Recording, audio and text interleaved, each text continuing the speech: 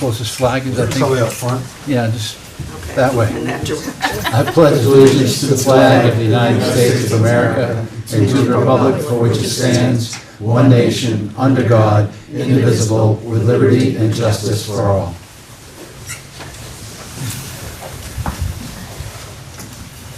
And we're going to start just with a quick housekeeping. We're going to go a little out of order tonight, and we're going to have the building department go first because Mr. Lemieux has to go to another meeting downstairs shortly. And let's first start with, can I get a motion to allow? Make a motion, we allow Mr. Huebner into the meeting via Zoom. The motion made by Mr. Cresswell and seconded by Mr., who was that? Langworth. Oh, Langworth.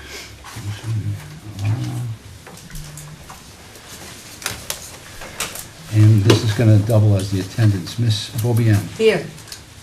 Ms. Cresswell, Yes. Ms. O'Talling, Yes. Mr. Huebner is here virtually. I'm present. Mr. Langlois. Yep. Ms. McHugh. Yes. Ms. Meziere. Yes. Ms. Quinn. Yep. Mr. Rhodes. Here. Mr. Bearville. Nay. There's a nay, but here. And the chair votes yes.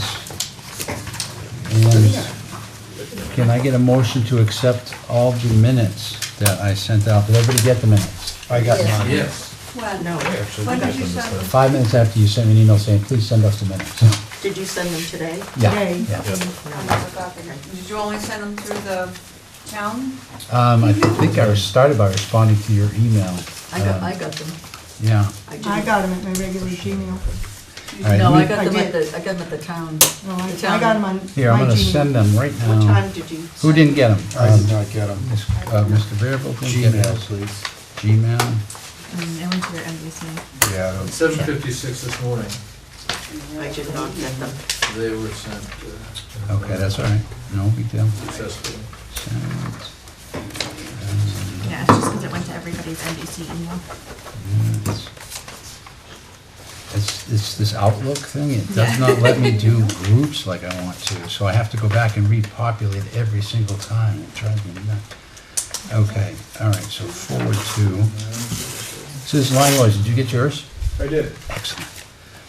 Forward to, let's see, all right, Kevin didn't get his, Bearville.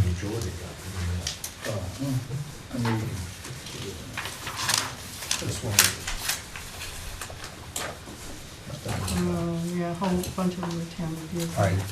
Don't Give recall. this to Yeah. Terry. Huh? Terry, here you go. To the, Oh, okay. Thank you. Thank you.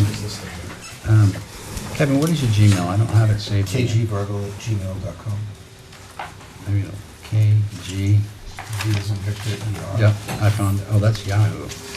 Same spelling, you can send it to the Yahoo, doesn't matter. Gmail, Yahoo.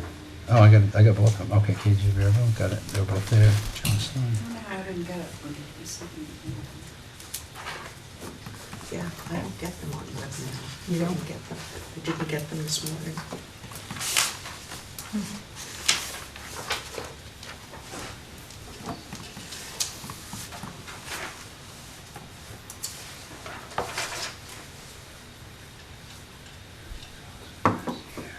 Three at gmail.com.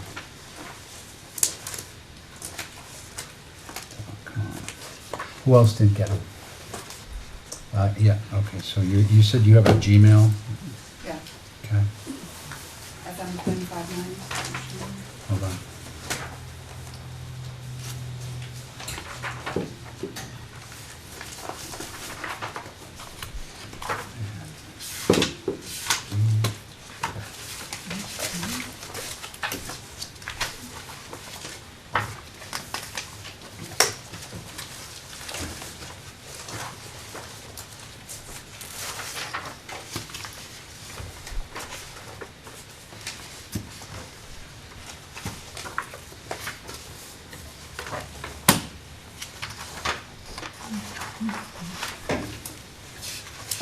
Maureen, what is your email address? FM Quinn 59@gmail.com. 5 minutes.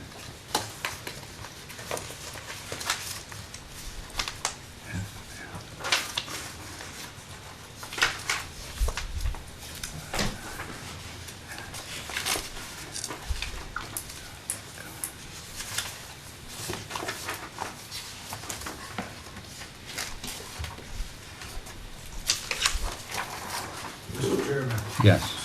Seems like a number of members didn't get the minutes. Is it appropriate to motion to table until the next meeting? Yeah, that's what we're gonna have to do. Second.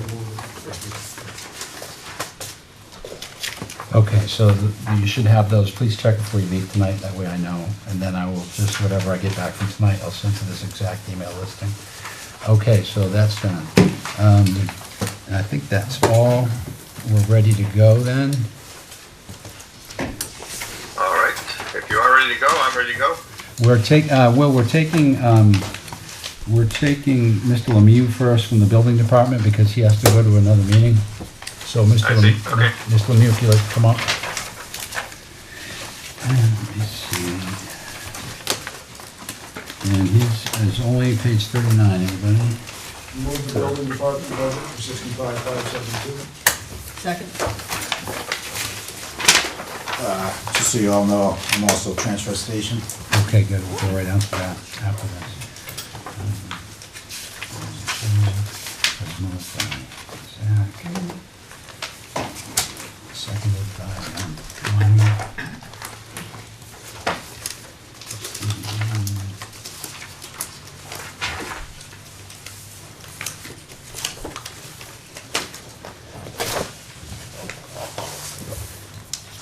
Okay.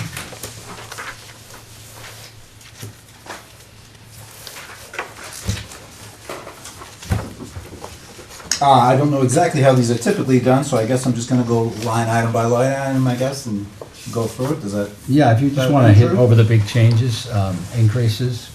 Sure. So full disclosure on the building department, you'll probably notice as we go through, I don't really spend all that much. I would ask that we can kind of keep things in line though, because I just haven't had the opportunity to spend on some of the things we would necessarily need, like, training and classes and things like that. So, so if you can keep that in mind as we go through it. So I guess we'll start off, I don't know if you guys care about my salary, I would imagine you do, but. We care about everything. Yeah, I would think so. But this is split between transfer station as well as, I'm now full-time and started part-time. I started 25 hours a week. I did that for a little bit, probably I'd say estimating about 6 months. I was clear that 25 hours a week wasn't enough just to handle the building department, so I did ask for an additional 5, which I was granted by the select board. And then a little while later, we got to talking and one thing led to another, and now I'm also a transfer station. Obviously, all those duties ended up into a full-time role. Okay, so I'm now full-time.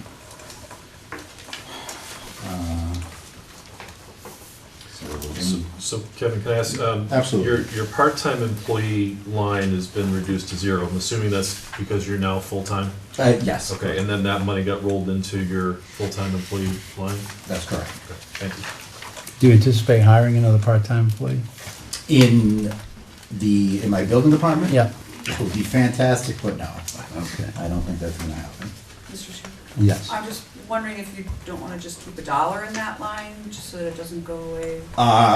Yeah, I mean, that would be nice. I mean, there's the possibility in the future that you might need a part-time person, right? I would love to have someone part-time, but. Well, the way it works, if we don't keep it open, Mhm. the next default budget, if we go to default, it won't be there It won't anymore. be there. So yes, let's leave it open if we can. So I move to change line 1111 to $1. Second.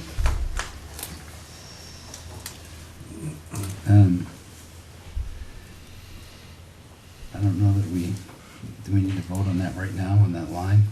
It's a motion on the floor. Yeah, I guess we got it, Might as yeah. well. Okay. Well, back over We here. wouldn't have to roll call it, but, Yeah. I said wouldn't have to. Oh, Okay. if you had your way, yeah. The motion on the floor is to change the 0 in line 111 to $1. Ms. Bobian, Yes. Mr. Cresswell, Yes. Ms. O'Talley, Yes. Mr. Hubner, No. curmudgeon, Susan Langlois, Yes. Ms. McHugh, Yes. Ms. Meziere, Yes. Ms. Quinn, Yes. Mr. Rhodes, Yes. Mr. Bearville. Yes. Chair votes yes. Okay, It's 11-0, right? So- yeah. Well, no, it's 1-0. Oh, I'm sorry, so 10-1-0. Mr. Huebner is honor bound to hold the vote that the town council made. Okay. Next. So next would be mileage. It started off, I was using my own vehicle, and then the town got me a cruiser, or an old cruiser, which is what I use now.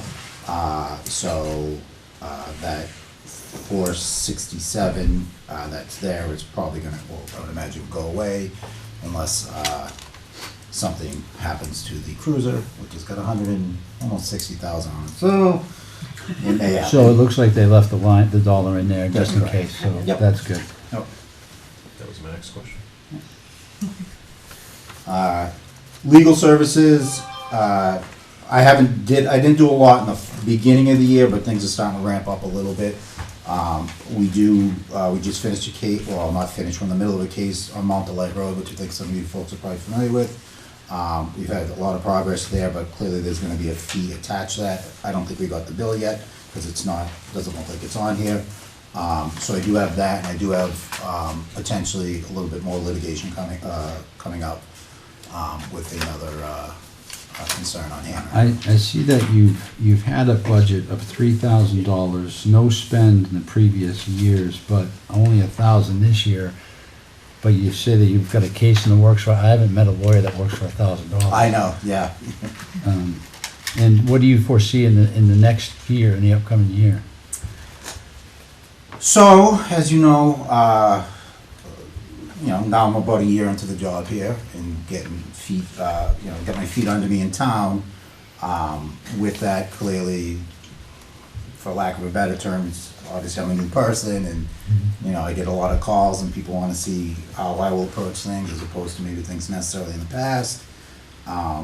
We mentioned some of that. There are things that, when I say we, meet myself as well as the health officer who I work with, Mr. Dubiansky. We had talked to the select, John actually talked to the select board and said, hey, look, there's a couple of things that we may, because we're getting complaints about, whether it's junkyards and things along those lines, Yeah. people living in campers, that kind of stuff. So we did get the go-ahead to kind of pursue those a little bit more aggressively. So that's how I just anticipate that, that expense would probably be a little bit more. Yeah, well, I'm just concerned that 1,000, I- under budgeting is just as bad as over budgeting. I realize that. So, Mr. yes. Huebner, can you add some light to that on why the select board kept it at 1,000? Cut it to 1,000. Cut it to 1,000, excuse me? No, it was- Cut it to 1,000? Yeah, it looks like it's previously been $3,000 in the previous year. Yeah, Budget of 3,000. I believe, and it's only if my memory serves me right, I believe that we did recognize that the spend had been negligible, and we Zero. wanted to lower the budget number, so we Okay. lowered it to 1,000, anticipating that we wouldn't have more than 1,000. Maybe John Harrington may have a different memory. John? I don't recall why they did that. Well, how about recalling why we have a zero spend like in 2022? I'm making a note to myself, I'm suspecting that it's rolled into the town legal line, and I'm gonna look tomorrow to tease out anything to do with the building inspector and have it reapplied, so it's more than zero. Yeah, I would assume. He's been working on several cases for a couple of months. So how does everybody feel about putting a pin in this until we get an accurate, because if we're gonna increase it, I don't think we should just throw something at the wall. I'd like to see what the spend was in 2022. Mr. Chairman, I actually had a question about this based on one of the other lines that we're going to be talking about later. Yeah, Because under the John's Town Administration budget, there's a large chunk for legal services. So my question is how much of that covers the town, and how much do the individual departments pay out of their budgets for those legal services?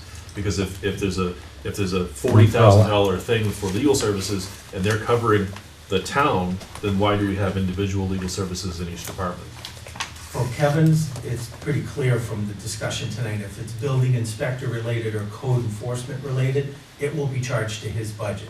If the town itself gets sued, that's where that larger legal fund will get utilized. Okay, so the lawyer working for the town and other departments doesn't come out of that It $40,000? should. And in this case, I think it did, it just didn't get applied to the building inspector line appropriately. I Okay, think it was paid out of that larger 43 $1,000. So things like FOIA requests and all that stuff comes out of that general budget? Correct. And otherwise specific to departments, it should come Typically, out if of the the... town is in some kind of a legal claim, it will come out of that 43,000. Okay. Mr. Chairman? Yes. But seeing as how the line has not been spent in years, it seems like the past practice has simply been to roll legal services all into the town side. So perhaps it's not my decision to make for sure, but perhaps it's better to simply do it that way and manage one legal line for the town. It's a bottom line budget, so it doesn't make, having 6 legal lines or having 1 legal line technically is the same thing. It is the town of Deerfield, because he's operating as the town of Deerfield building inspector, et cetera, et cetera. I agree, but I feel like the taxpayers would like to know which department is costing the most legal-wise and why, maybe. It just gives them a little more transparency. Anyone Only if else it's have account- anything? Well, only if it's accounted for correctly, which. Yeah, which is what we're Yeah. trying to find out. And hopefully going forward, that will be the case. Anyone else have any thoughts on that? As far Let's as tabling? Well, no, I'd like to go through the rest first and just see what we can get for deliverables out of it, and maybe we'll table it. Let him just, that way he doesn't have to come back and go through all this again. Okay, just move on from that one then. Sure. So next one, telephone. Looks like the expense year to date is $240. And it looks like it looks like they had $168 budgeted for me. And I use my own phone, so I get a $20 a month stipend. So A shouldn't motion that, to raise that line to 240. shouldn't Well- that be on part of your budget? Yeah. So I make a motion to raise, Hold on a second, Joey, 240, he said year-to-date, year spent 240? So my understanding, I get $20 a month because I use my own phone. Yeah. So that's $240. Oh, okay. Yeah, it is- So that's about for the whole year? It has been spent year-to-date $241 ironically as well, so I don't know if how that landed on that. I did have a phone when I first started, but it just, Yeah. multiple phones. Does everyone else have 221.25 as their year-to-date? Yes. Yeah. So that's just old We have an paperwork? old run date, we Yeah. don't get updated sheets. so I move to increase line 341 to $240. Second. From the $1 that it currently is? Yeah. Okay, 200, what did you say exact? 241? Short. 240, the $20. 240 even? times 12 months. So it's an increase of 239. Yeah. And that was made by, hold on a minute, I'm glad I brought 50 of those tonight.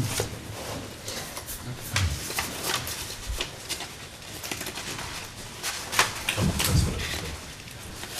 For the purposes of the recorder, the motion was made by Zach to increase line number Bottom line increase is 72. 341 from $1 to $240, and it was seconded by And we're adding. Ms. Quinn. And real quick, I'm going to call the roll on that. Ms. Beaubien? Yes. Mr. Cresswell? Yes. Ms. Hotelling? Yes. Mr. Hubner? No. No. Mr. Langlois? Yep. Ms. McHugh? Yes. Ms. Meziere? Yes. Ms. Quinn? Yes. Mr. Rhodes? Yes. Mr. Bearville? Yes. Chair votes yes. And this was motion. Mr. Chairman? And just give me a second, 341, Zach, and, okay, Kevin. Yeah, thank you. So I guess the question is for the select board representative, Mr. Hubner. So the policy is a $20 a month stipend for using a personal phone for town business. That's what's clearly going on here. So is the $20 a month for the building inspector phone somewhere else in the budget? Or did we just duplicate what's already being paid for somewhere else? Or did you just vote no because the select board missed it and that's what you guys decided? Yeah, I voted no because the select board missed it apparently, but I also think that the cell phone, I'd have to defer to John, is indeed somewhere else in the budget, and that we have had cell phone charges for the building inspector for many years, and that I just don't know where that is in the budget. I'm not familiar enough, but John, is it somewhere else? Last year, $285 was spent in there, so it was in the budget. Your run date is 8:30. Kevin gave up his phone mid-year, so Okay. it just hadn't caught up. Yep, That current year-to-date figure that Kevin gave is accurate. It's been charged to that line. okay, so the select board just missed that with leaving it at $1. Okay, so we didn't, if any point you see us duplicating something that I'll should be in say the budget, something. if we don't catch it, please. Right. Thank you, Mr. Yuto. Okay, all right, so moving forward, please continue. Okay. Software upgrade. We haven't really had one yet, but clearly technology advances, so if we can leave that open, that would be great. I would imagine we're gonna need it. Okay, All right. Permit forms, I just ordered new permits, and those are on the way. I don't have a dollar figure for it yet, and they're clearly not represented here. But we need permits, so. this is another one where there's been no previous spend. Did this come out of the general funds? We don't order them all that often because we get a large amount and it takes a while to get through them. Yep. Okay, Mr. Chair. yes. So do you anticipate needing an additional $150 for that since it doesn't happen that frequently that you're purchasing permit forms? Was there a reason to go up? No, I think we could, I don't know what it's gonna cost, I just ordered them, and I didn't get a dollar figure on them quite yet, okay? I'm just curious why Maybe, it went up by 100. Mr. Hubner, can you shed some light on why the select board went up $100 on the forms? I'm having a hard time hearing those that are far away from the computer, so that's my fault. But That's could you okay. just repeat the issue? Yeah, the select board increased the permit forms number from 200 to 350, and we're wondering why. And Yeah. the building inspector isn't quite sure either. Right, I also cannot recall, obviously we did that, but I don't recall any justification for that. So I can't lend any further help to know why that increased by that amount. Okay, seeing as Must have we're, been something said in the meeting by one of, it might have been by Fred McGarry. He's very much into the inspecting and engineering for things. He might have had some reason, but I can't recall that. okay, since we're probably gonna come back to revisit the previous line we discussed, which one was that? The telephone. I'm gonna put a question mark next to this, and this is another one that maybe someone could let us know what they think the fees, the forms are going to cost. If we could shave another $100, fine. If not, just let us know. Mr. Chairman. Yes. Mr. Lemieux? Yes, sir. Do you anticipate sticking with paper forms for, That's a loaded question. We've had this conversation in the past. Right now, yes. That's clearly what we've been doing for a while now, and, but if, so you're out of forms and you would anticipate going through whatever you order? that's correct. So the forms, some forms I go through more than other ones, electrical and mechanical, I tend to fly through, plumbing not as much. Those are the ones that we order, because they're the carbon copy ones. So, if we can go electronic at some point, great, but there's still gonna be some aspect of signing on the dotted line and some kind of paper trail. So, you know, my guess is to why this probably went up a little bit is because I would imagine printing prices went up. So that's just kind of just an off the cuff kind of guess on that. I don't recall what was said. I'm sure I may have mentioned something in the previous meeting with the select board, so I don't want to put it all on them necessarily. Okay. But it's quite possible I had mentioned something. My guess is that it had something to do with cost of printing. Okay, if you could, please look into it, just let us know. Let's move on. Bills, dues, and subscriptions. Okay. Permit forms. Yep. So dues and subscriptions. Again, this is it's going to go into a little of like I haven't really spent money on things quite all that much. There are things that I'll need to, you know, as clear this position and as just the industry evolves. There's obviously things Code like updates. training and building inspector association dues and things like that. I haven't even joined the association yet, just because I haven't had the time to quite yet, but that is, I plan on doing that in 2024, so that's what that line item is. Okay. And you also subscribe to the updates of the building codes? Oh, yep, correct, yep. Okay. All right, next, unless anyone has a question on that line. Okay, go ahead, supplies. So as far as supplies go, we spent about, again, 125, we have about 200 in there. What did we ask for? And we're asked for 200. I mean, I don't go too crazy. Most of the stuff I kind of scavenge the best I can before I spend, so. So the spend the year previous was over budget, so it doesn't seem like that would be out of line for. Yeah, So, okay, that's good. Postage, Postage, I'm a little bit surprised at that number. I feel like I spent a little bit more than that, but really not all that much. Most of my postage comes from just sending letters to people when, there's. do you have to send them certified? I do send them certified. So that's $10 probably isn't a lot. That may ramp up a little bit more the more I enforce, so to speak, with lack of a better term. Yeah. Okay. Vendor maintenance and support. Yeah, so that's our software that we use, Avatar. So that's kind of just a built-in cost. Okay. That basically runs our assessing as well as our building inspecting. So, Okay. Mr. Chair, Yes. Mr. Lemieux, why are you not requesting enough to cover what you're typically spending in a year? Would you want to build in the budget enough to cover those costs? for the, For For the the vendor maintenance and and support? support. yeah. Yeah, you under budgeted twice. Well, Well, It's it's, the it's default, Yeah, was- but it's been the it's been default. overspent It's twice. the Yeah. default amount, but, You're right, I should have asked for some more. so, Do you know what the actual cost is this year? It looks like we've spent $2,017 $2,017.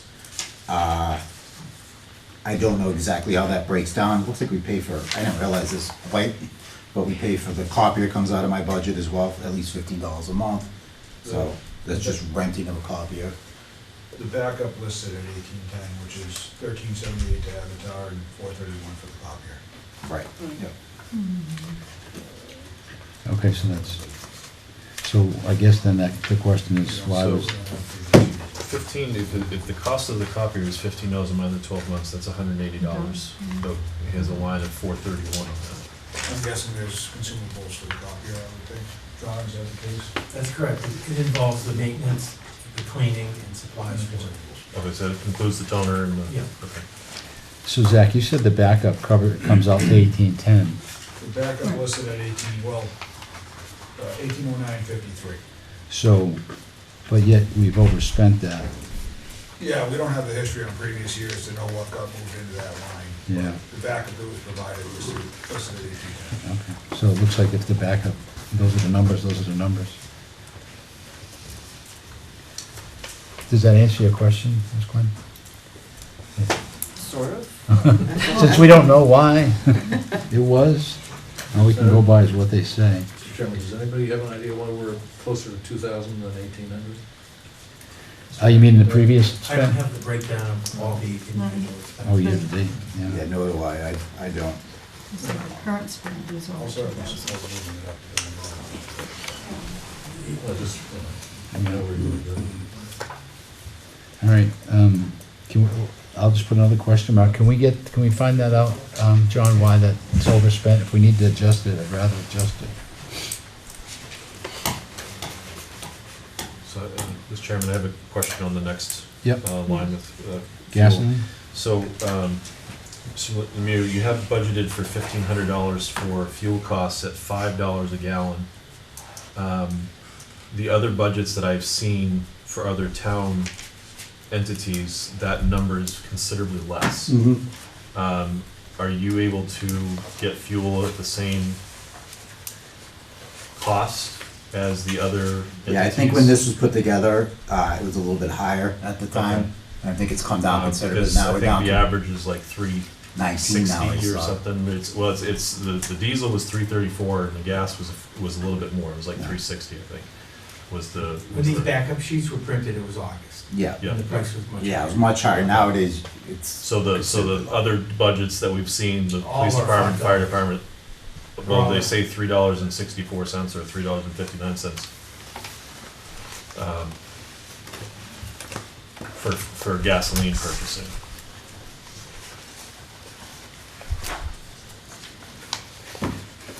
That being said, there's enough money there for somewhere between 300 and 500 gallons, depending on the current, on the price. Yep. And Yeah, that's a difficult one That to, would be a good line to move some money into the vendor maintenance support if that were needed.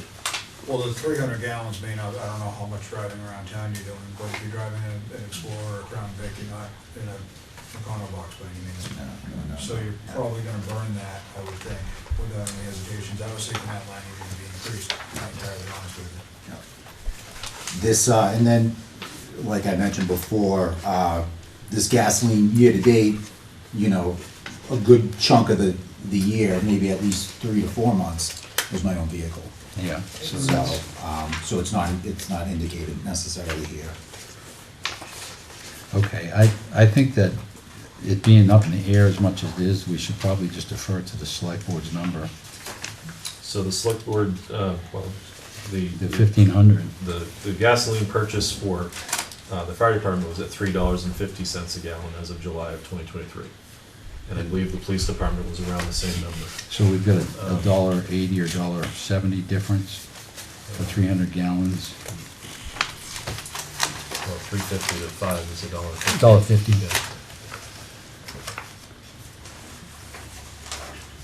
But if we needed to move some money into that other line, that would be a good place to Yeah. take that from and not affect the bottom line. Right, I'm marking that down.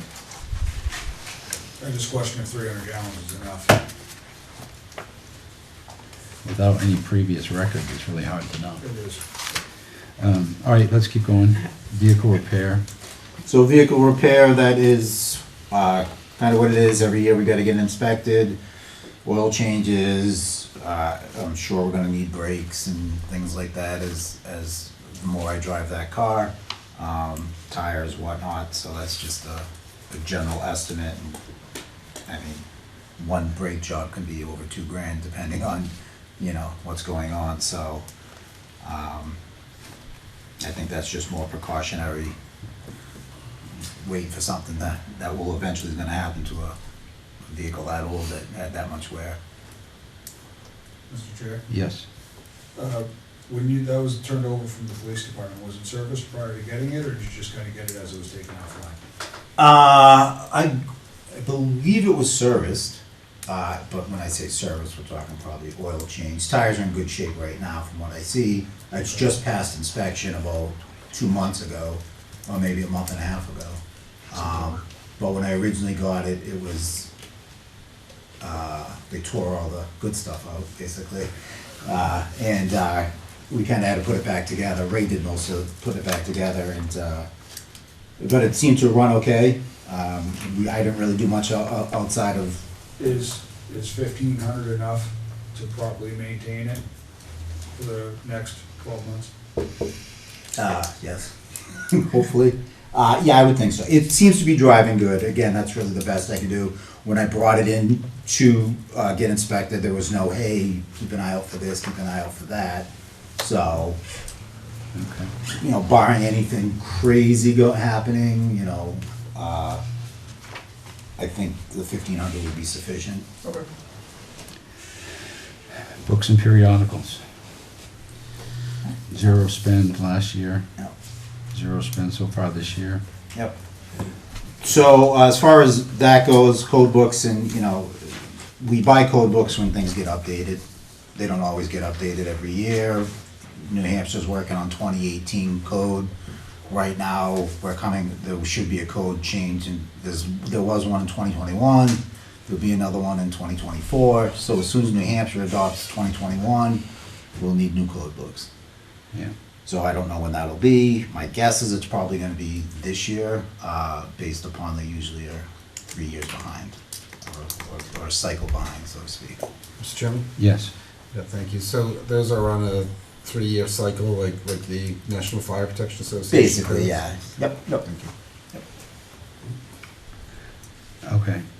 I know the code books are probably close to $500. They're very expensive. They're not cheap. Okay. Next. Health. Okay. Health Department, general plan, protective care, Okay, that's a significant overspend. the reason, that I had to actually ask about, because I saw the same thing, and my understanding, so I am the associate health officer, I'm not the health officer. It was just that way when I came in, Mr. Dubianski, who I mentioned earlier, clearly the assistant fire chief, he had taken that role over when there was between Rick, Paul was in between, so there was Rick, obviously, then Paul, and then myself. So I think he took that role over when Paul took over. And then when I came on, he kind of just had it, and there was never really a conversation of, hey, you know, how about we swap out? We seem to work well together in terms of usually we work on any kind of health things together, typically, but my understanding is that covers his salary. So that's my understanding of that line. John? That, That is correct. The board voted to give him a $5,000 stipend to be the health officer. so, that's yearly? Yes. So do we need to increase that line? I mean, it's the I select. would, because that is the, 5,000 is enough. that's what's going on right now. So in order to be accurate, that line should be increased. Mr. Chairman, Yes. why is health part of building inspector? For many years, when Rick Hmm. Rick Pelletier was the building inspector, he was also the health officer. When we hired Kevin, he did not take on the role as health officer at the time. We've been through 2 building inspectors since Rick left, and it's been an evolving role. This is how it's all settled out, where we ended up approaching John Dubianski, and the only way he would take it was with a yearly stipend. It's not a salary.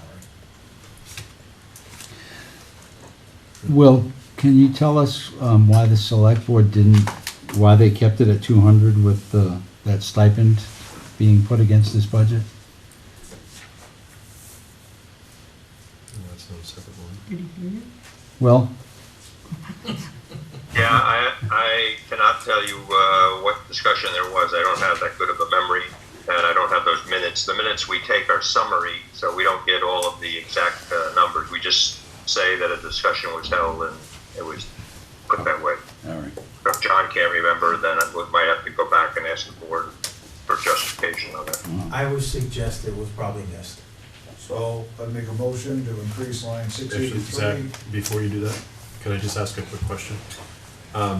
Shouldn't, if that's gonna be a stipend for employee payment, and it's under a line that's covered for general supplies and equipment, safety equipment, shouldn't that be a separate line by itself?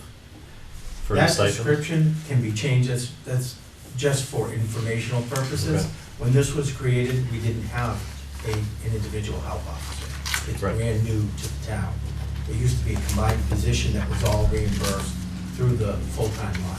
Okay, so we're just using an existing line to cover that? Correct. Okay, thank you. And it says Sorry, health, Zach. right?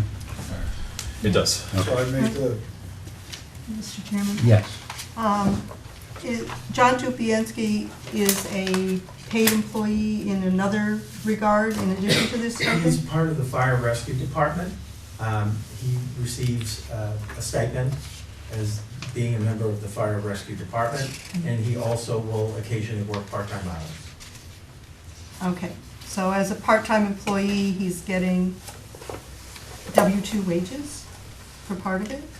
I would imagine, yeah. I do have some concern when you have somebody that's an employee that also gets a stipend about how you're calculating payroll taxes on that, because stipend for an outside contractor is different from stipend for an employee. And so I'm just concerned that perhaps as we dole out stipends, that we're careful to take care of the payroll taxes properly. Just a note. Yeah, no, it's not really our bailiwick, but somebody should hear us, I think. Mr. Chairman, Okay, let's take a stab at this. I'd like to increase line 683 to, you said it was $5,000, John? Yes. 5045. $5,000, an increase of $4,800. Second. Year-to-date was 5,045. Is that the actual stipend, John? The 5,000 portion of that is the actual stipend. The additional $45, I can't tell you what that was. May have been Remember supplies. gloves and masks, so maybe we should make that 5,200 to cover the supplies and the stipend? If what we've been told is the stipend is what's being drawn on that line, and that's what I'm Well, no, but concerned there's $45 unaccounted for that he's saying was Well, that probably, could have been a line shift from something else. I don't know, but Mr. right Chairman? now we're being told there's 5,000 that gets drawn on Yeah. that line. Thank you, Mr. Chairman. So the backup sheet clearly says that it's for general equipment and supplies. I tend to agree with Mr. Cresswell that if that's correct and it's under health, it would be for gloves, safety equipment, whatever's required to do the job, and it's all in that line. That is a general line. I'm not arguing to increase the motion. I just want us to be clear that there's more than just the stipend in that line. And so if all you do is fund it to the stipend, you are still technically underfunding it because there are other spends in the line. But I'm not looking to make just a motion. would you make it to 52? I would amend my motion to increase it by 5,000, making the line 5,200. Yes. If you'll amend the second. I will absolutely amend the second. Okay. 5,200, motion made by Mr. Langley, seconded by Ms. Quinn, and Ms. Bobian. Yes. Mr. Cresswell. Yes. Mr. Talon. Yes. Mr. Hubner. No, Ms. Langwis.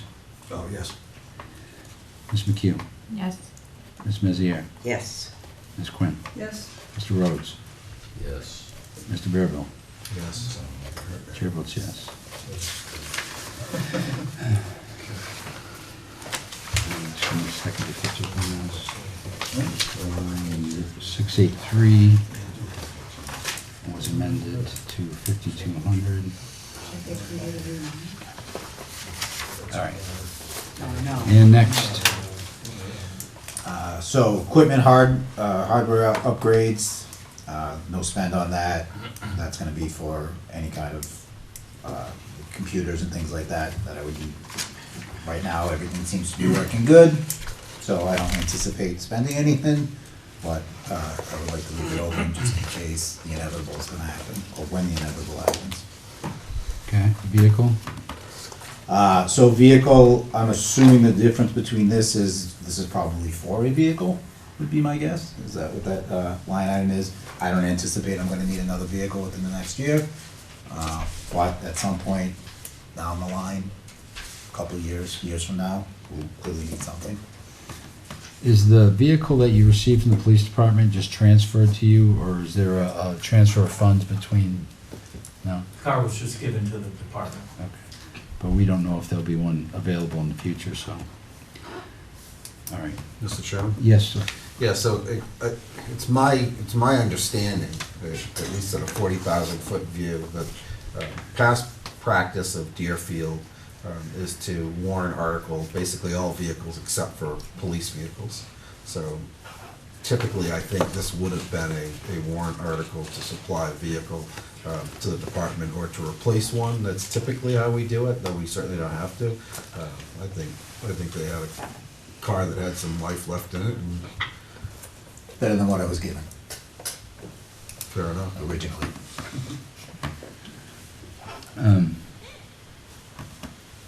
No need to zero it out. Yeah, like, who knows what's gonna happen, so as long as it's $1, it's not like they're gonna buy a fleet of vehicles under that line. Well, Nope. Next, enforcement. So enforcement, so again, this is legal fees. Okay, again, no money has been spent here, and this lends back to earlier. I'm not sure why they're on different line items. Yeah, Mr. Chairman. Yeah. So that was another question I had about the legal services, because you have legal services basically on two separate lines on the same budget. So is the enforcement strictly for using funds to pay the lawyers for doing the motions and things that they need to do, the notices and such, or is it? So I don't know the differentiation between how these get itemized, because I haven't really had a bill come across me yet. Like I said, I just started, enforcement takes a while to go. John. John, there you go. The enforcement line would be relegated to anything he does as the code enforcement officer, as opposed to the legal line, which would be more towards the building inspector side. Should the building inspector or the town be sued by a builder or a contractor, it would come out of that legal line, as opposed to enforcement, sending out registered letters if we have to have an attorney represent us in a individual resident lawsuit where the town is trying to clean the property up or such as that. Okay, thank you, John. Yep. Any other questions? Meeting, seminars, training. So this kind of tacks on similar to a little bit earlier when we had the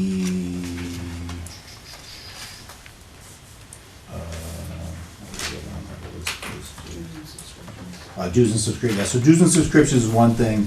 That's anything that's going to be, you pay a monthly due, and then training would be any kind of, again, training classes that I would need for code updates and things like that. Again, I haven't taken advantage of it yet, just because, being new in the job, trying to work my way through, kind of how things were set up before I came in and making my own way. I just haven't had a chance to really get out and do as much training as I'd like. But that's what that line item's for. If we can keep it, that'd be great, because that is a plan for 2024 for sure. Any questions? Looks like it was spent at 320 in 2022, so it's not unreasonable for 4. All right, and lastly, grant. What is that? That was the line open to receive grant funds, I believe. So does the department receive grants, or does the town? I don't know, it's odd because it's a revenue side. Yeah. I'm surprised it I've shows noticed up. that on multiple lines, though. So there is some expense usually if you receive a grant. There's times that you need to pay a portion of that money to receive bigger. Matching funds Yeah. type of thing? Yeah. Okay. All right.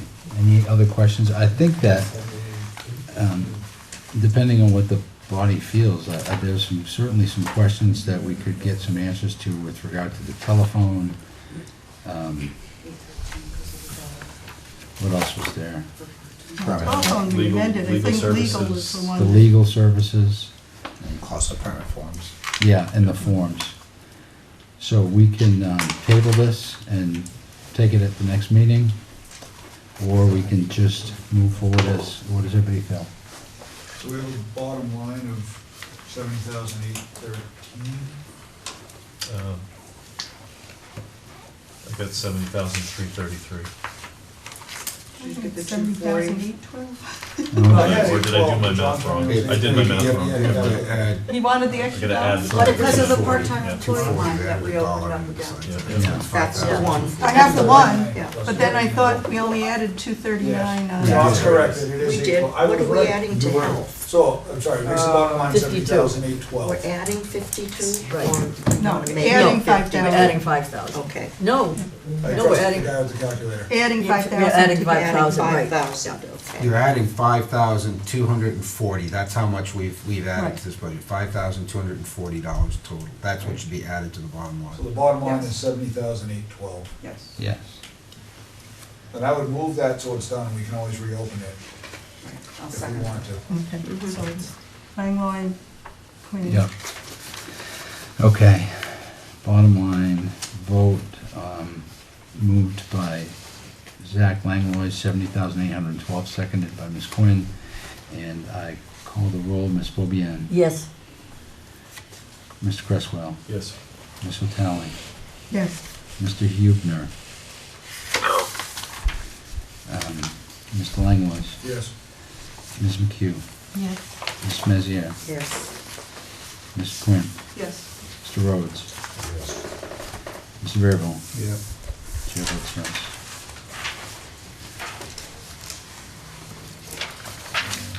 All right, who's got the page number for the transfer station? Transfer station. 56. 56. Thank you.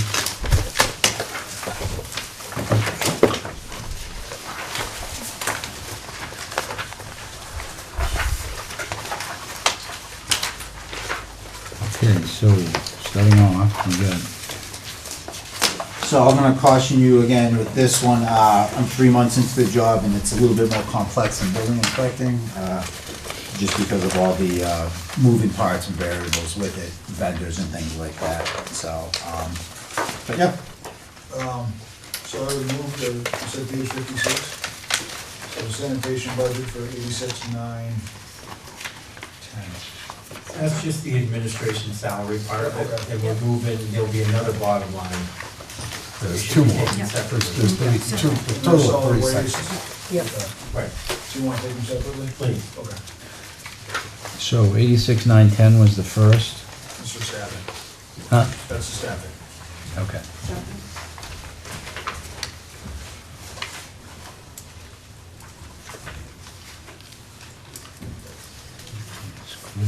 Second. Yes, Marina was second. Okay. So for staffing, we got a full-time employee.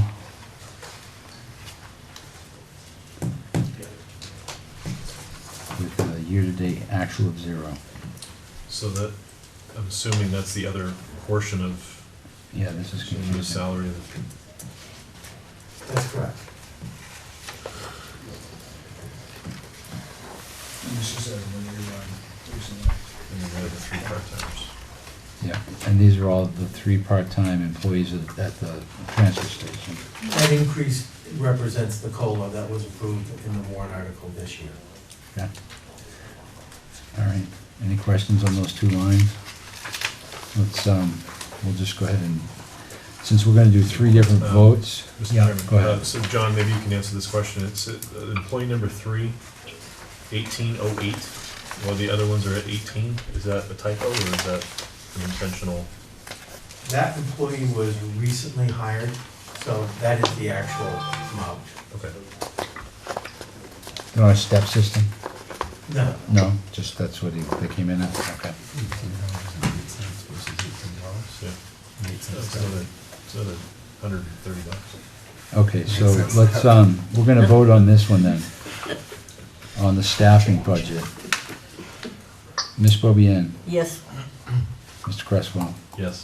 Ms. O'Telley, Yes. Mr. Hubner, we didn't change. Yes. Mr. Langlois, Yep. Ms. McHugh, Yeah. Ms. Meziere, Yes. Ms. Quinn, Yes. Mr. Rhodes, Mr. Verbo. I'd feel better about it if we could give the 8 cent an hour raise to the other 2 employees, but I'll vote yes. It sounds like there's something deep involved there that we need to get to the bottom. Chair votes yes. Okay, unanimous. Next, And that's, what page is the next one? 58. 58. so I move the transfer of solid waste budget for 42,614. Second.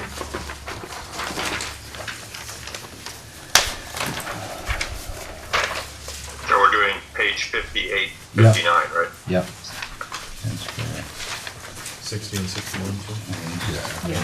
Budget, Zach made a motion. Ms. Tally seconded. Oh, the program. Oh, Ms. Beaubien seconded. It was Sorry. from this side. I heard something on that. Ms. Beaubien seconded, and the amount was 42,614. All right? Mr. Chairman, Yes. can somebody walk me through the increase in the engineering and testing line, item 310? Yep, that's a good one.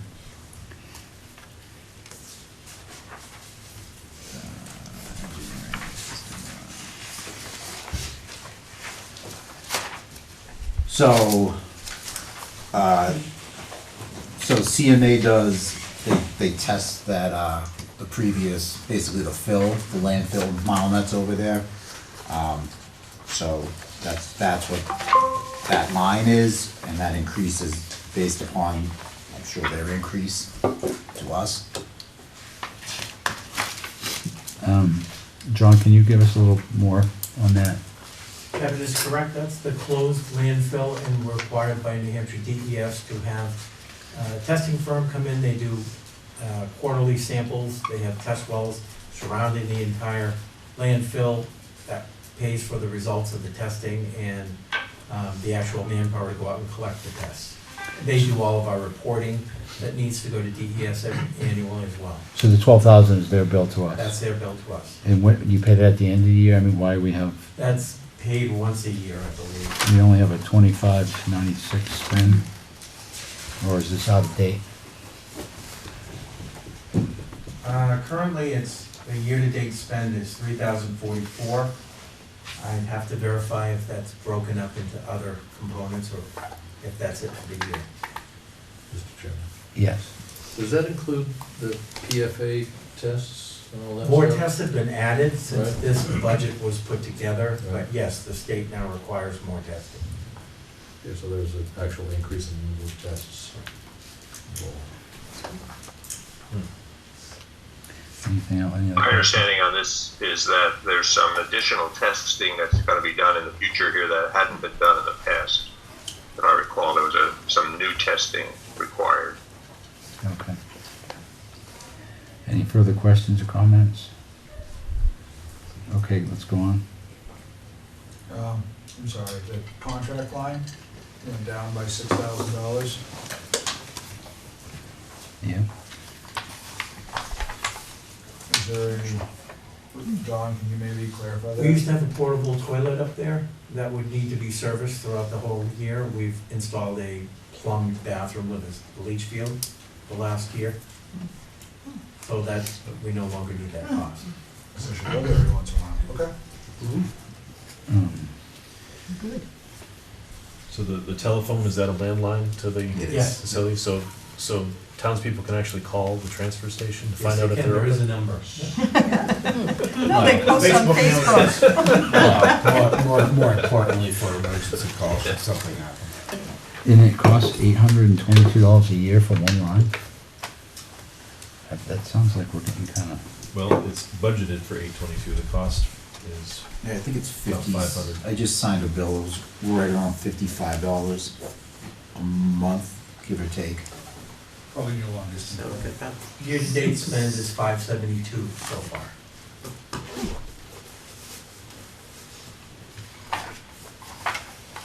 okay, Well, it's been 822 for a while, so. And then It's a default budget. yeah. Right. there's a substantial spike in the diesel line. Can you elaborate on that possibly?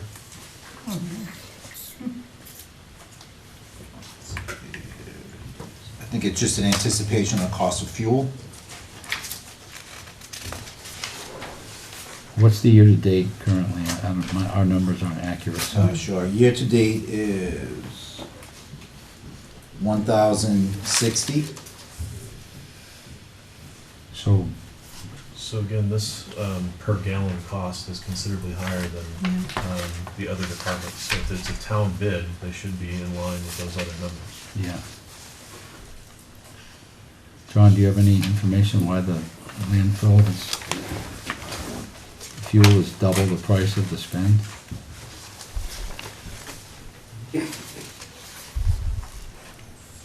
No, I don't. Will, you have any information on that? Not to repeat the category, I can only hear you, Terry, I'm sorry. That's all right, we're on the fuel line, the diesel fuel line for the landfill, and it's budgeted at 3502, and the spend is, was it like 1,200? Yeah, 1060? I believe the board members were sensitive to the higher cost of diesel fuel. And I think there was a reason why last year's spend was lower. Let me think about that. The diesel, yeah, it was only 742. I think it was because one of the pieces of equipment hadn't been used very much and was down perhaps for some maintenance, and they anticipated using more diesel fuel this year for that same amount. So, for that same equipment. So the board seemed to feel that there was going to be quite a higher cost for diesel fuel in the future, and they were bumping up almost all of the diesel lines were bumped up this year. I think as I remember. It seems like they're bumped up differently though between the departments, if I'm not mistaken. The police and fire are paying one thing for diesel Highway is less. and highways less. John? The bid price we got for the town for diesel is 3.399. So that is likely a mistake that you're seeing on your backup. That's what it should be based on. Yeah, I'm looking in the backup to see that line. So that's the diesel at, let's see. Okay. So the bid price was $4, $3.99. 340. Oh, $3.40. Yeah, this says 3.93, yeah. Yeah. Looks like a typo. Yeah. So those numbers. Yeah, the backup shows $5.40 per gallon. Yeah, that's what we were questioning, why that was so high. But that number is incorrect, is what John's saying, right? I see. So,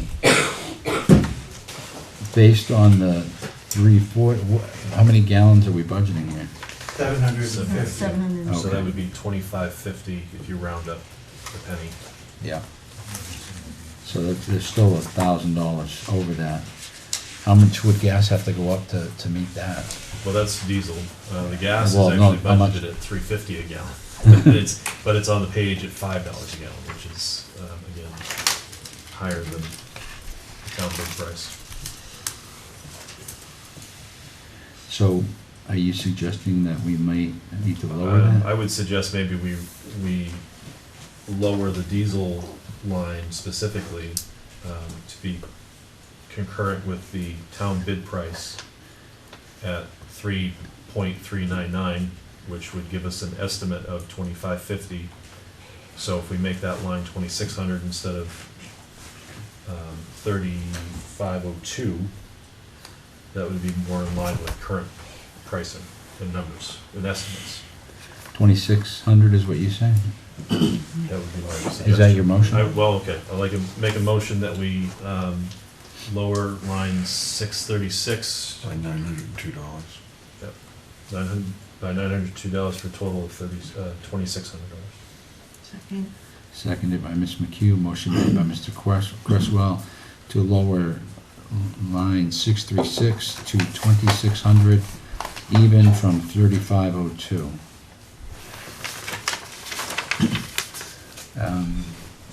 And based on the, John, do you have any feedback on that? I mean, it seems to line up. No, based I on- think that's a good change. Okay.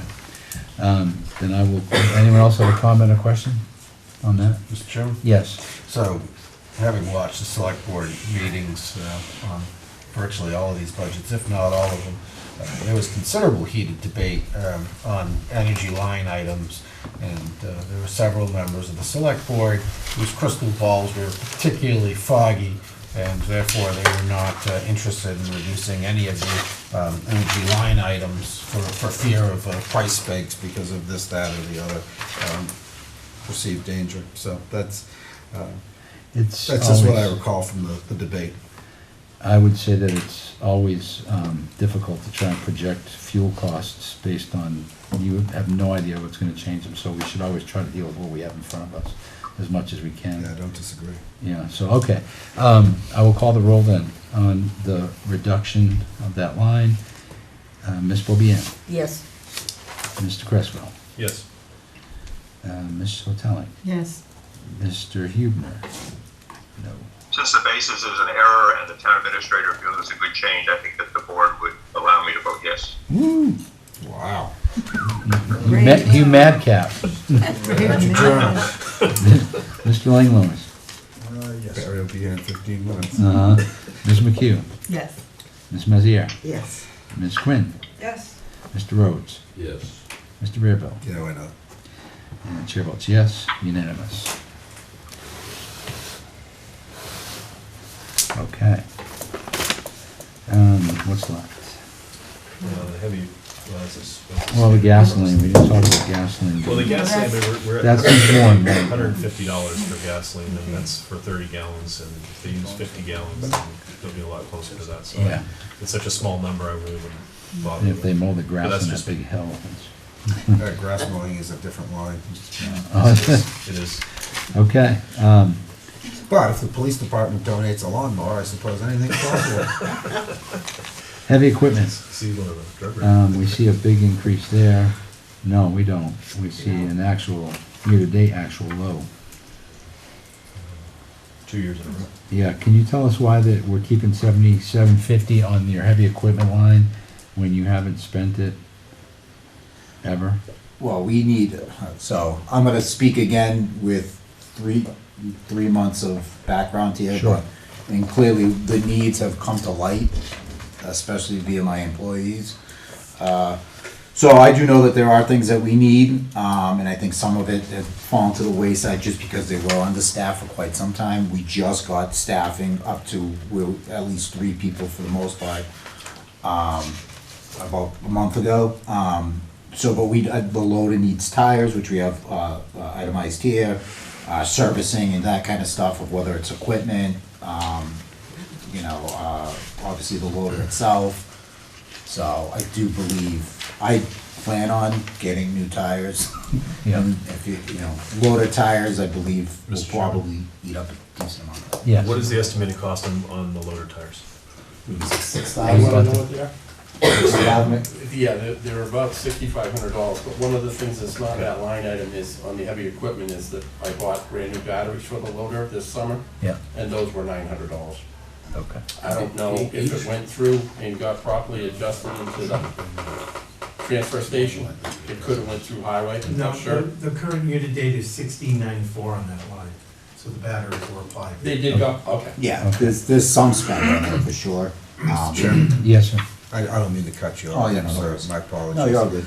So I'm a fiscal conservative. That line also covers if a compactor breaks down. Yeah. And compactors break down. And when compactors break down, that We have to use place, that box. that place gets Screeches turned to a up, halt. turns upside down, while they rejigger the configuration. I've And, seen someone staring into that empty thing. So It's horrible. for the sanity of the employees as well as the town people, I would strongly recommend that we leave that line alone and move on. Well, and that brings us to the end, Mr. except for, Question on that? yep, Have we deferred maintenance on the loader, and you may not know this, on the loader over the last 2 or 3 or 4 years because we haven't had a sufficient budget to properly maintain it? So I can't answer that. I did just get it serviced. I know it needed to get serviced, so I got it serviced. So I don't know the answer to that. I just don't think there's not enough history for me. Again, it's similar to the building department where I just don't there's no have the need to history. speculate, it's all right. Mr. Chairman? Yeah, go ahead. What's the age of that loader? Oh geez, 15 years, 20 years old. 20 years. Spring chicken. Building It's in like good it- shape. It is in good It shape. is in good shape, right? I thought it was much younger, only No, because but it it's- appears to be in very good shape. It's older, but it does the job, as long as we take care of it. I see $100 in safety and compliance, which is up from your traditional dollar. Is there a new expense coming up in that area or something? Not that I know of. John does. John does. Oh, there we go. At the last Labor Department inspection, we had to buy an eye wash station, which was never up there, so Oh. there was a cost. Okay. Mr. Chairman, so the discussion that we had last meeting about the JLMC and the $500. Yeah. This is what I was referring to as far as these individual departments having line items for safety compliance in their budgets, and then having a generic fund for Safety and compliance. is a duplicate of what each department should have in their own budget for this. So we like it in the individual departments, but we don't like it in the overall. If it's gonna be It double. seems redundant. Yeah, Mr. Chairman, yes. can somebody walk me through the eye wash fountain? Is that permanently plumbed, or is that a use and I replace? think it's attached to a wall. I understand, is it plumbed in so that when you pull it, you get running water, or is it disposable I'm jugs? not that- sure. Yeah, I think that the way it works is it just shoots Well, water in there's- your there's- eyes. It's, But you get there's two acid in your different- face, There's two right? different kinds. Right. You can have one that's plugged into a hard water supply, Correct. So, or like um, the Bedford station, they have a tank which hangs above the eyewash, and then It's a tank, isn't it? Yeah, I don't think it's. I don't think it's plumbed in. I would be shocked if it was plumbed. Just because there's no, there's no way they ran a line. Mr. Chairman? I Yeah. think it's likely a tank. Yeah, it's Where's that located? right inside the shed. In the office or the Right, garage? In the office. In the office, and that's heated 24/7? Yep. Okay, so it's not, we have to fear freezing. If, I can get back to you on that. So the Don't tank turn- is got don't what turn- in it? Don't turn the heat off, because if it freezes, it won't flow. Yeah. Yeah. I'll do a little more research on it for I'd sure. appreciate Yep. that. That was a profound statement. I'm curious as to the $100 a year, though. If you use it once, if it has a tank of saline or whatever the hell. That's what I was gonna ask, is it Replace a that closed tank. expires or whatever? It's not just something you fill up with water and, I think that there's some maintenance, I would Well, imagine. that also pays for spill kits for any hazardous material that might spill during disposal. They have to buy material for that. okay. Mr. Chairman? Yeah. Dry it. So I know for systems that are plumbed in, safety showers and eye wash stations have to be tested at very regular intervals for proper function. That means clean water, that means adequate water, as well as adequate drainage, depending where it's at, so you don't flood a place.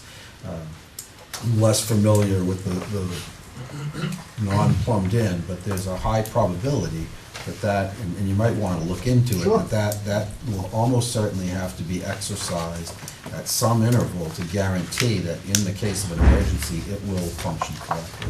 I would imagine that the safety officer, Greg, wouldn't have to I'll do this, have a Yeah. checklist of everything that has to be checked. so the scope and depth of, the transfer station, I think is a little bit more than what's indicative and what's been budgeted for someone to oversee that job. I'm finding that out firsthand. I can really, if you really want me to get into some of the specifics on things that we are far behind on, you guys would probably open up. So there are things like that just clearly I'm gonna have to learn as we go along, so. Yeah, fair enough. Yeah, and so I'm only that, drawing it to your attention. no, but I appreciate that and any of that kind of stuff, but it's, you know, many other towns kind of have public works. So, Okay. Mr. Chairman, if I You may, have to vote on the bottom line. if I may. You may. So you just said something that always makes my ears perk up, right? If I told you about all that went down, it would burn off both your ears. So I guess my question is, are there things that you would like to do this year, but the money is not in this particular budget? And if so, could you give us some indication of those, or would you prefer to hold off for a budget cycle? So I would hold off for sure, again, to get my feet under me. But I guess just the overall is that there's a lot more to, I think, that role that I think a lot of people, you know, it's budgeted for 11 grand. I mean, it's not 11,000, you know what I mean? Like, just to know, just to have the knowledge on how to operate that stuff and facilitate things I mean, there's a lot of state requirements, laws and things like that like, I haven't even been trained yet. I go to training actually tomorrow in Concord. My condolences. Yeah, exactly, thanks. That's It's gonna be a rough week between this, that, and the zoning board meeting I gotta go to in a minute. So there is a lot, so it's, and I had a conversation before with Will, as a matter of fact, and I said, just give me a little time. You know, again, that they've been understaffed up there. There's clearly some things have kind of gone to the wayside. It's gonna take a little bit of time, but I'm committed to doing it. It's just gonna take a little bit of cooperation. I'll do my best to keep things under a budget, but we're dealing with big moving parts that require, you know, maintenance and big dollar figures. Understood. A lot of times, so. Appreciate it, thank you. Okay. I flipped my page. What is our new bottom line? Zach, 41,000. check me on this, but 41,712? Yes. Yes. Okay. So on the new bottom line of 41,712, Ms. Bobian, Yes. Mr. Cresswell, Yes. Ms. O'Town, Yes. Mr. Huebner, Yes. Ms. Langlois, Yep. Ms. McHugh, Yes. Ms. Mezier, Yes. Ms. Quinn, Yes. Mr. Rhodes, Yes. Mr. Verbo. Yes. Chair votes yes. All right. Yep. Solid waste disposal, in the amount of $295,901. Now we have to go to all the fees for the recyclables and the. We just did that, We Will. did it. We did it, Will. Good morning. Second. Okay, hold on 1 second. I need, Landlord and Queen. Yeah, but I could still have fun with it. solid waste. Zach moved solid waste in the amount of 295,901. 295,901. And that was seconded by Ms. Quinn. All right, what page are we on for that? That's 60. Page 60.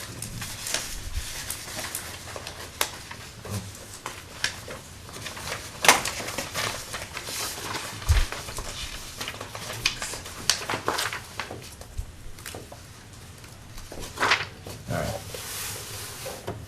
So these fees that you see are, they don't account for the fact that we collect money at the transfer station as well for certain disposals of certain items. So there's there's an offsetting income, I guess, that should be accounted for, which is not in the budget, of course. Yeah. Mr. Chairman? Yes. Yeah, to that end, can anybody tell me what the revenue was to offset line 422 this year or the year previous, as compared to what we spent? On the recyclables? Yep. I don't have that. I don't have that figure now. I'll tell you, I can talk to Pete LeMay about it. So, since we don't have the number, that's fine, I get it. I wasn't really expecting to ask it. I guess the real question is it costing us more money to have recyclables hauled away than if we simply shove them into the solid waste stream? That's my question. So I know some of the things are high-value targets, right? So aluminum cans is a very, very nice aluminum alloy, and we get a premium for that. Maybe not anymore. If it's bundled, Right. dry, we would get a premium price. But they take a % off because we have open containers, and they calculate an estimated amount of water. So we're not getting top dollar for any of our recyclables. There was talk about putting and roofing the entire bin system to keep the water out. Same thing with cardboard. They deduct a water value off of that. Glass, same thing. They are assuming that there's a certain amount of weight of water before they calculate what we get. So the Fair enough, return but- on that is not as high as one would get. So I appreciate the insight, Yeah. John, for sure, because it goes straight to the matter. I guess the point I was trying to make more broadly is if, and I don't know anything about this, sort of, but I'll bet you that we get the least amount of money for plastic recyclables and probably for regular paper, as compared to glass, steel, aluminum, and corrugate. Actually, plastic is woven into the general waste stream and all goes to the incinerator. Even though we have a separate collection for the plastic, they no longer. Because there's no market for it. Correct. So that actually weaves in and that all goes to the incinerator. So it begs the question, right? Should we be operating that compactor to compact plastic to then simply be turned into electricity, or should we simply shove that up? These are rhetorical questions, but not rhetorical questions. I know appreciate you it. have other places to be. I can tell by No. the people coming to the door. So I will. You're making good points, Kevin, and there's a discussion to have. Yeah, and you're new on the job, and like feeding from a fire hose, I get that, so just food for thought. Well, and just real quickly on something, so John and I had a conversation with Casella. Our 10-year contract is ending with Casella, so they're gonna put together a new contract for us. So we'll get a bit, John and I did a little bit of digging of kind of where things are going, and I even talked with Pete LeMay a little bit about it. So there is an eye towards consolidating, where are we wasting, if we're recycling plastic, but they're just throwing it in an incinerator, why aren't we throwing it all, you know? Yeah. So there's gotta be a little, I gotta get, again, and it kinda goes to my earlier point of like, that's a lot more than. Yeah. And the ground is shifting very, very quickly, right? Because a lot of states are implementing ERP and other types of programs. New Hampshire is unfortunately study committee on a lot of those schemes, despite my efforts. So we'll, I just, food for thought, and I No, I appreciate your appreciate it. time. What about electronics? I see a large increase in electronics. If it helps this committee out, currently that budget for solid waste disposal is $33,588 overspent. Every line is overspent in this budget right now. But we don't, The but we don't know what the transportation revenue. costs have gone up so significantly that any recycling revenue we get in is being washed away. You still have to budget the expense. Yeah. So are the numbers, though, that the select board's given us accounting for that overspent enough, or? Well, last year actual was 324,628. The majority of that over expenditure was in solid waste. And in this year, in the budget, they're giving us is 295. The current spend to date for solid waste is 242,800 on a budget of 214. So that Your makes number up seems the majority Yeah, of the over. that seems pretty close, though. So the select board budget seems to be on target. Well, you said they're at 324 for the year. That was last year. Hey, Terry, I can't hear all the discussion, so I don't know if I'm saying something, contradictory to someone else, so I apologize for that. But my understanding is that we do not make money on any of these recyclable efforts, that the cost of transportation, the cost of hauling, is exceeding anything that we get back in any credit from any recyclable place. And so every one of these are losers in a sense. We don't make any money on any of these recyclables. But Yeah. it mitigates the loss. Yes. Right? The revenue offsets Yeah. what would be otherwise 100% Yeah. loss, right? Mr. Langwich. Just a question for Mr. Huebner, food for thought. Has the Board of Selectmen looked at starting to impose a bag fee or a dump fee at the transfer station to help increase the revenues to offset the cost of operating it?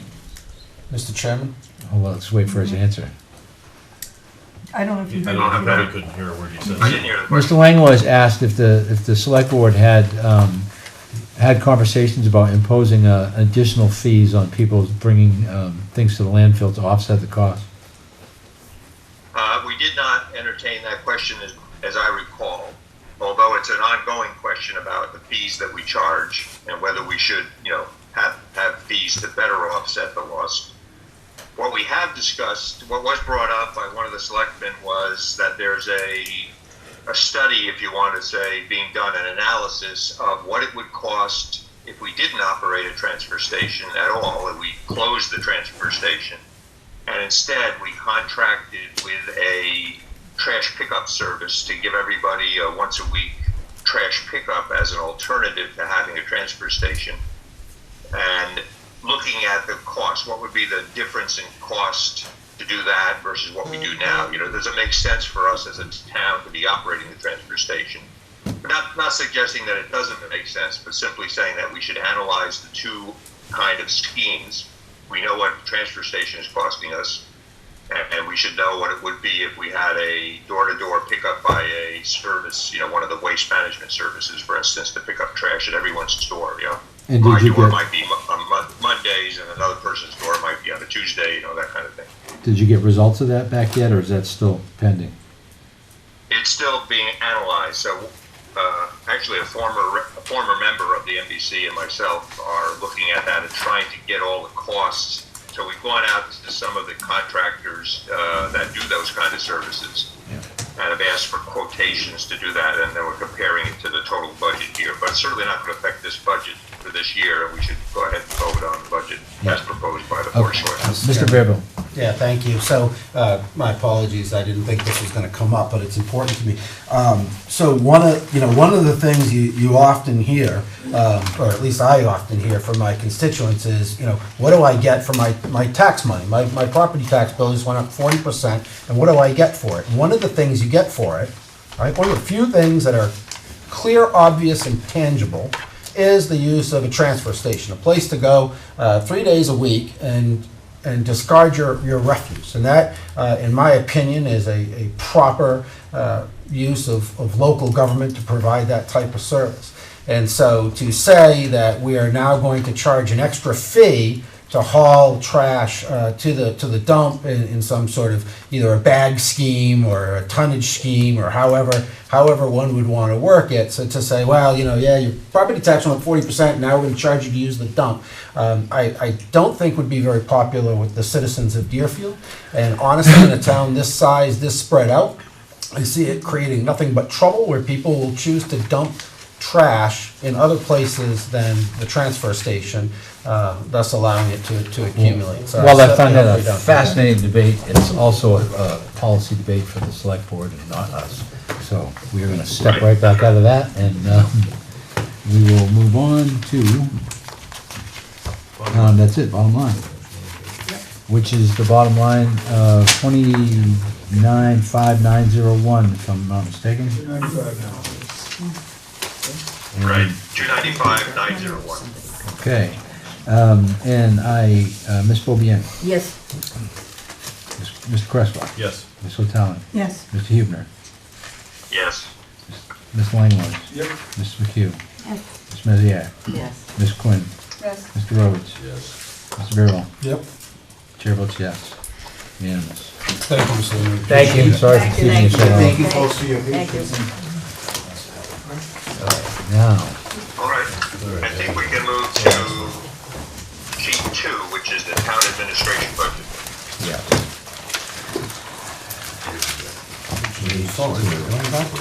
I move town admin to 275,903. Second.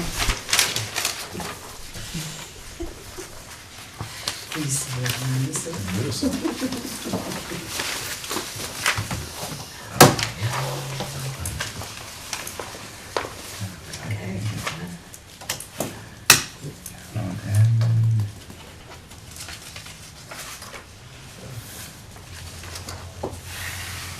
275,903. Motion made by Ms. Langway and seconded by who? Ms. Quinn? Did you second that? I did, Okay. yes. All right, we're ready when you are. Okay, well, this is, I guess John Harrington is going to speak to this budget. Is that correct, John? I can. Yeah. Full-time employees line, that represents the COLA that was voted in the spring, that additional 16,578, as well as the part-time employee line. The mileage line has been dropped down to $2,000. It was originally $8,500. That was to pay for any travel costs for our contracted finance director. She's able to do most of her work remotely, therefore saving us mileage, but that still needs to be in there in case she needs to be on site. She travels now. Okay. Auditing services have continually crept up. As you can see, there's 8175 budgeted in that line from the default budget. Last year, we spent 9962. That is a split fee between the town administrator's office and the town clerk's office. So that's not even the entire total of our auditing services. That's, I believe, spoke to in the backup, if you go to the backup. Mr. Chairman? Hold on. It's half and half. Yeah, go ahead. John, I'm sorry, Yeah. just real quick. And the town is current on its audits? Yes, we are. Thank you very much. Next line, legal notices. We don't really send out legal notices anymore. We're able to use the web town website. So we did reduce that line down to $1 to keep it open should anything come up. So that saved another amount of money. The telephone, we've had some reductions in that line as well. We reduced it to the number of phones that are actually being used out of the town administrator's office. Next three lines did not change. We did go up in the contract line, which covers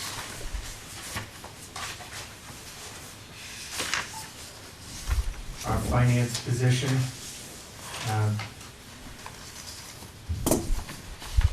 Last year, we overspent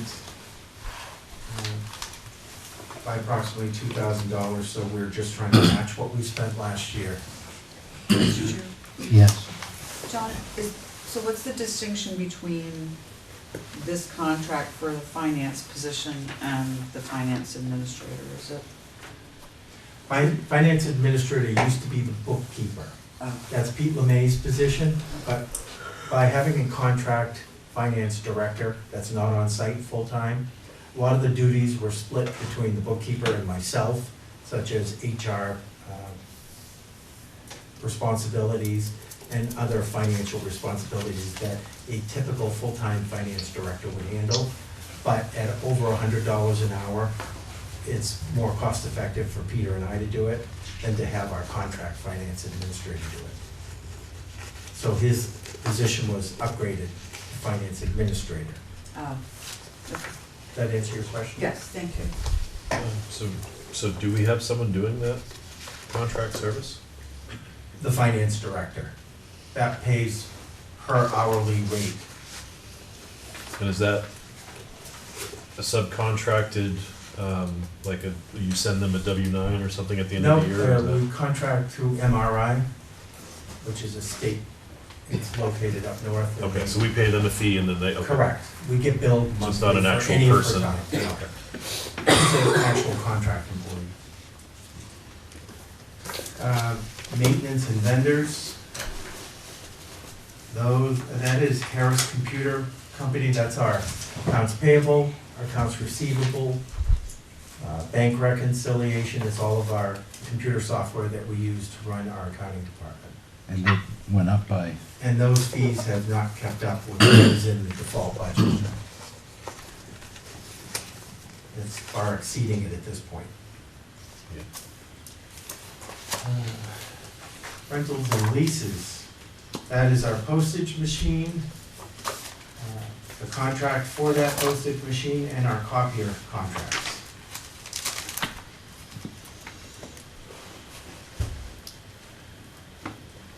Dues and subscriptions, that's New Hampshire government finance officers, and Mr. Chairman? yes. So John, you had an overspend on that, or current year's overspend at almost 535. which line? On the dues and subscriptions, 560. 560? Yes, that's, So it's only budgeted for 175, but this current year you have a drastic overspend, is that? that could go up. That could be adjusted upwards, because the current spend is now at 534, so it's even higher. And are those subscriptions repetitive annually, or are those like every other year subscriptions?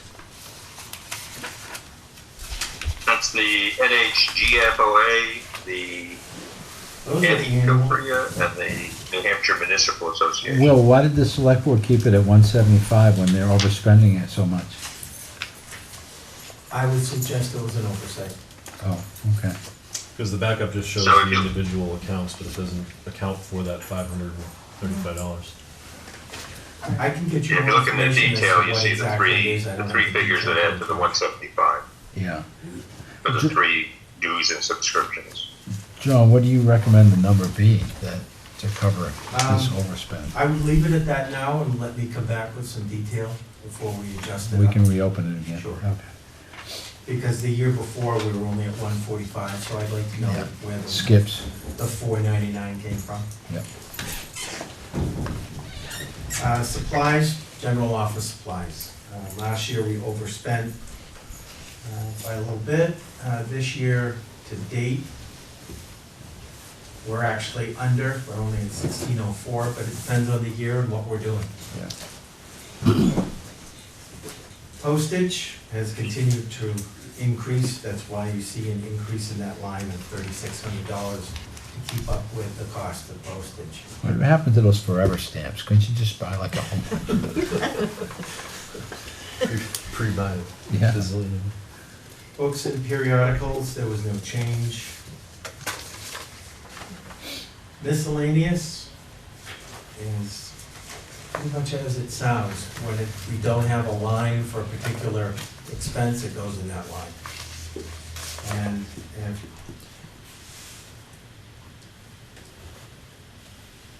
anytime there's changes to some of the boards that have nameplates, that line will be charged. Memorials, plaques, anything that the board sees fit to award to people. Again, that changes year to year. Equipment, computer, and copiers. We dropped that line down. We don't have anything on schedule to purchase, so we could save some money there. We dropped it down. John, it actually shows that you raised it $499. Yeah. Oh, I'm sorry, I was looking at the wrong line. Raised it 49%. Did you anticipate 400. needing? Oh, yeah, 49,000%. Year to date, we've got a spend of $270. Could probably drop that to 300 and be safe. But again, it depends on what equipment goes throughout the year, if we have to replace something. That may represent, we had to buy a new paper shredder this year because the old one, that's where I think that 270 is coming from. I would split the difference and maybe go to 250. Okay. I need a motion.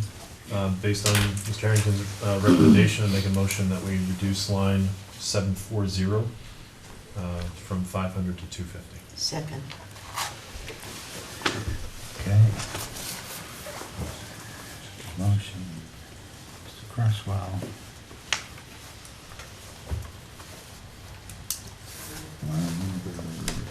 $740 to $250.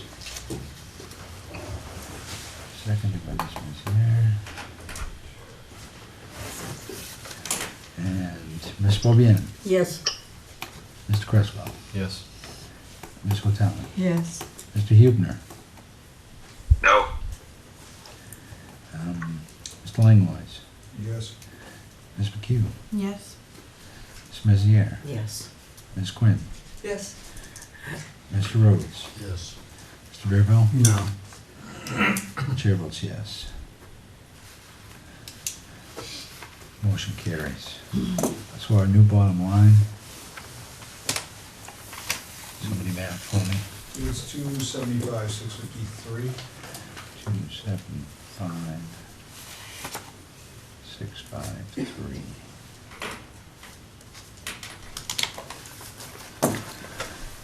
John, anything, what's next? The next two lines did not change.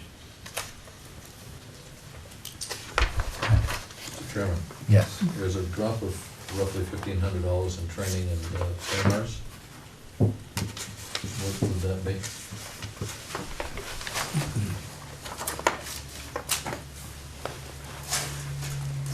Yeah, John, it looks like you had budgeted $1,500 for training and seminars, and then went down to $1. Was there something that happened and doesn't No, happen anymore? That was just an area that we weren't spending all of that money.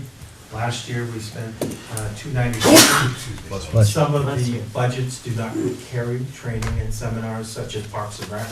We had a new director come in and needed to recertify for CPR and first aid, so I paid for it out of my budget. Okay. Does that answer your question?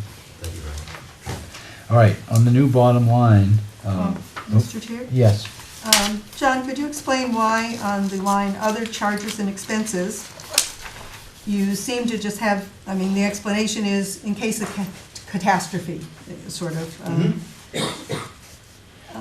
I don't know, when we're trying to be as frugal as possible, do we budget in case of catastrophe? insurance? Actually, if you're asking me that question, yes. As a government agency, a municipality, we have to plan for the unexpected. If there is a cost that comes up, and it happens community-wide, they look to the municipality for assistance and help. If I can't find a place in the budget to pay for that, then I will need a generic place to charge that to. What would be an example of that? Last year's spend was 2,800 and something, so apparently we occasionally. We do.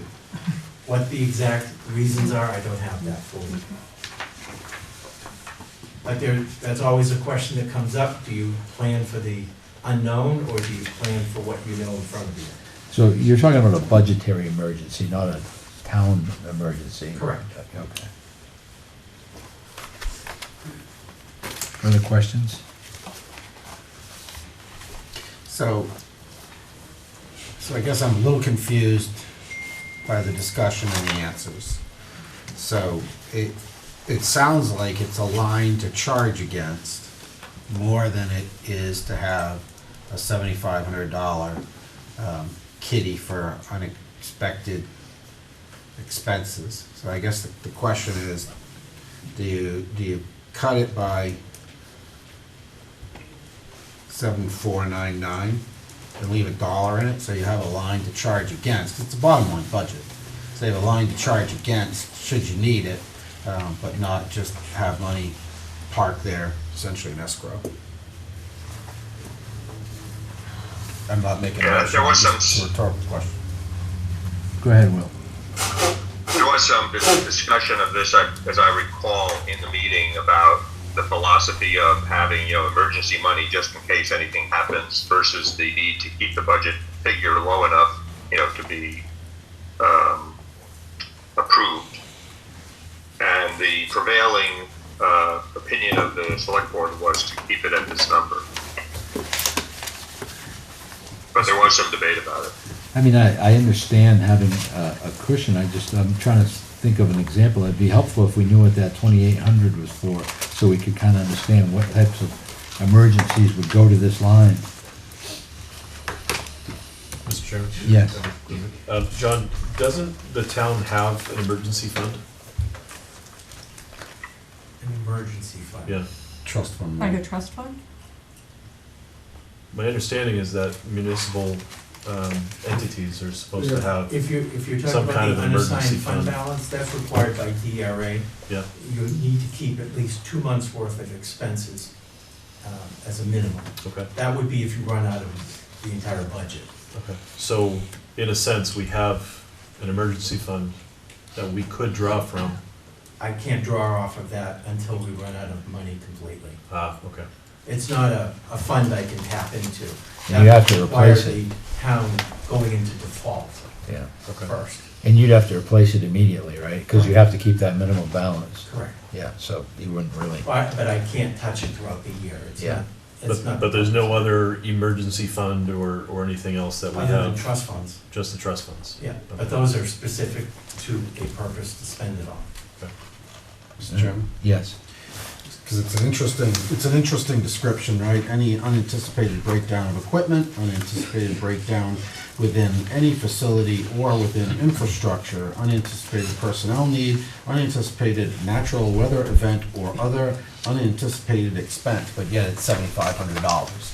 And $7,500, in my experience, doesn't go very far towards any of those, so I don't know.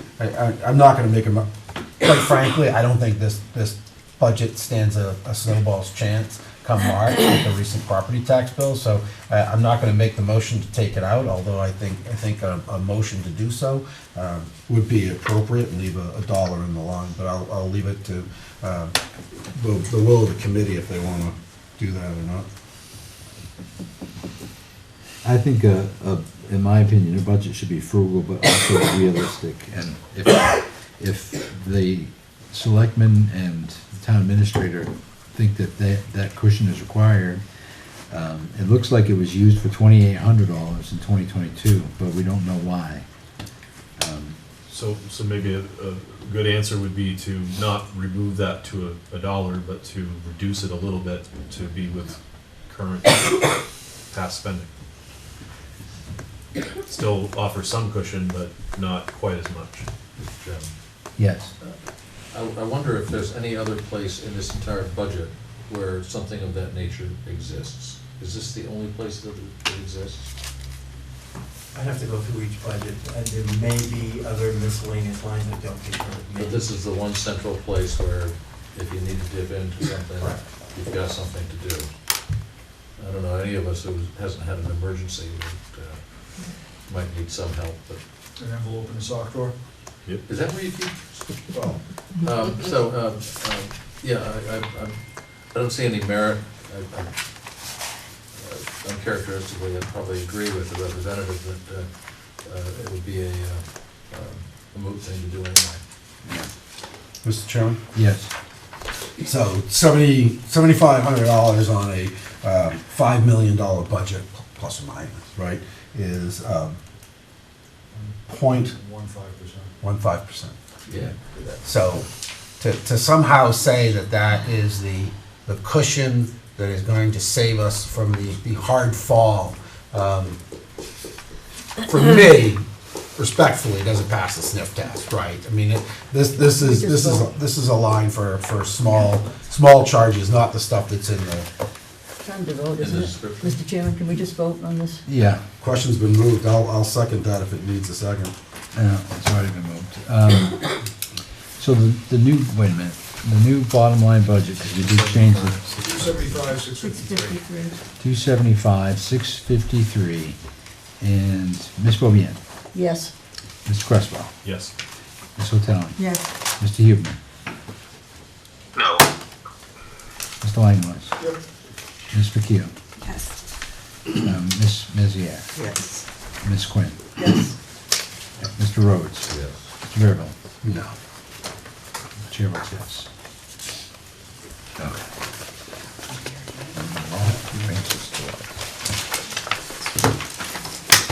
All right, when you're ready, the next section would be page 11, which is the assessing department. Go ahead.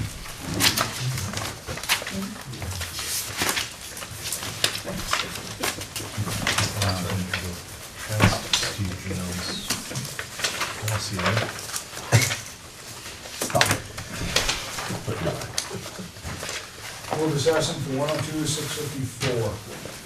Second. 654, and by Mr. Langlois, seconded by Ms. Quinn.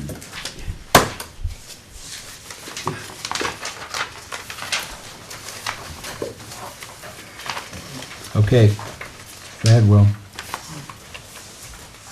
So, I guess we don't have the assessing clerk in the room. Nope. Okay. Well, we can go down line by line if you want. So we have a part-time employee line at 35,200, and you can see in the detail what that is. Well, the detail only shows 27.4, or my detail. Yeah. Yeah, 27,400, and there's a budget of 35,200. Yeah, that's a difference. I'm not sure if they're adding in. That is a difference. John, do you know, The board increased that to 35.2 during their meeting. based on, Only having 7,500 in the previous one. Did that not increased hours? It was increase of hours, thank you, Errol. When this backup was put together, she had 5 less hours a week. So she had 30. Yeah, that's right. That's right. It was an increase in the So hours she had for 30 the now. assessing clerk. okay. Okay, Will. Thank you. All right, and then the contract praise is 57,980, and you see the detail for that in the backup, which is the Avatar cost plus some utilities plus the this defense fund, if you will. Mr. Chair? Yes. That, as far as I know, and I may have missed a year or so, but since I've been in town, that line always has the 25,000 defense fund, and we've never been needing to use it. So here's another example of, here's 25,000 that we're putting in the budget every year, and I don't know, could it happen? Yes, but Has it ever? it hasn't. And again, we end up with a budget that doesn't pass, and it has these extra funds, well, what I perceive as extra funds, but maybe this year, I don't know, with the new tax rate, maybe, and I don't know this either, does the power company pay the same rate as, so there's not a commercial rate for No. them? Not to my So knowledge. they're not gonna be real happy this year either. Probably not. So maybe this year we might need it. We may need it. Yeah. Mr. Chairman? Yes.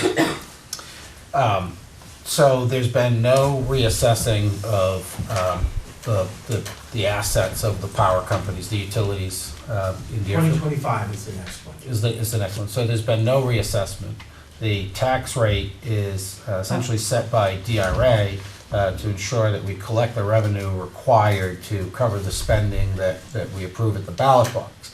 So given those concrete facts, it seems that it would be very difficult for PSNH to sue the town of Deerfield because they didn't like the 40% increase. It would be like me taking Deerfield to court and saying, I don't like my 40% increase. I just don't know what I would sue against. We voted for the spending and now we have to raise the revenue. I mean, that's the reality. So I don't think a public utility is going to sue over the tax rate.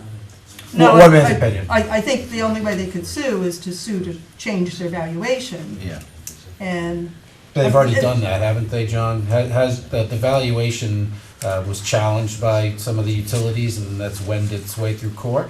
No, that's done. That was in 2017, 2018, 2019. Yeah, so there's no, until the next revaluation, they don't really have anything to cry about. That's So- water under the bridge, as they say. That's my understanding. So, to your point, is under contract appraiser, we have 25,000 built in that we've never used, is that correct? it's listed as a defense fund, so it's a fund there in case Yeah. we get sued. Will, any input on that? No, the selectmen didn't question this. Yeah. I thought the 7,500 was good, 25 grand even better. It's the bottom Do line you want to make budget. a motion? Are we required to keep that? Is there a legal requirement? I don't know. for us to have that? What, to have a defense fund? Yeah, I feel like we've asked this question before. Is that something in the contract with Avatar that we have to have money set aside for defending? Maybe. I don't know. Right, it could be a requirement of Avatar to do this, to have this fund available in case there's a suit. Can you find out for I'm us? not at all sure on that. Can you find out for us, Will? Whether it's Yeah, we Avatar certainly or- can find out and bring it back for the next time. Yeah. whether it's Avatar or perhaps the assessing community that thinks it's required. I wonder what it is. I don't know, but let's get to the bottom of the 25,000 and see. Since we've never used it, if it's not required, it would be something that we could revisit a discussion It on. hasn't been used in years, but we have used it since I've been here. So it was, did we use it when the utility sued us in Yes, 17, 18? Because we are required to have Avatar defend us up at the state during the hearing. Okay. That is where that money comes from. But it hasn't been used in the past couple of years. There's also nothing to stop the utilities from taking suit against us again? I mean, they may not have a leg to stand on, but you quickly burn through $25,000 and Mr. Chairman? Yeah. John, I apologize. I'm Sure. Short-term memory problems. When's the next revaluation of the town? 2025, so 2 more years. So it's 2 more years before this defense fund is going to be required. Here's the real beauty, right? If we take it out of this, if this doesn't pass, it's still in the default, because it'll carry over. And if we take it out of this and the budget does pass, we're not gonna be revalued for 2 more years. So the odds of requiring it are infinitesimally small. So based on that, since nobody else wants to bite the apple, I'll bite it. I will make a motion to reduce line 312 by $25,000. And I'd look for a second. I'll second. Leave a dollar in that, or is that? No, Oh, the because that's total the line total is, line. I'm sorry. Right. just taking 25,000 out. I just have a question. If there is some requirement somewhere that it has to be there, We can put it back. We can just put it back? Yeah, Mr. Chairman? we can reopen it, yes. So it's a bottom line budget, so as long as there's a dollar there, if there has to be money, I just can't imagine that somewhere there's a legal contract that tells the town of Deerfield that thou shalt have X amount of dollars in a particular line. I don't doubt that perhaps they say, you better have a little cash kicking around in case the ceiling falls, but I find it hard to believe that they would specify the line. But it's a bottom line budget, so the selectmen can slide the money around as required. Well, no, but if we find out it's necessary, we will add it back, but yes.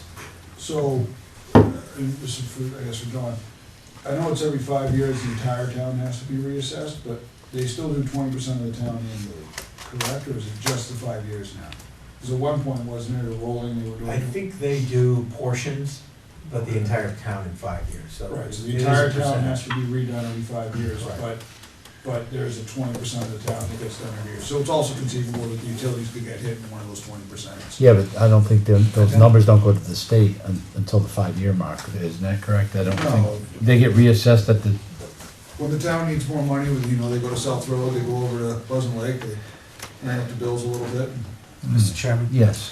I don't believe that there is the policy of rolling revaluation in New Hampshire anymore. I believe that caused more troubles than was worth, and now I believe that the town will be revalued once every 5 years, and it's all in at once. The problem with rolling is, I roll first, somebody rolls later, it's not really fair as people move in and move out. So I believe that the revaluation is one and done. Here's your new town value.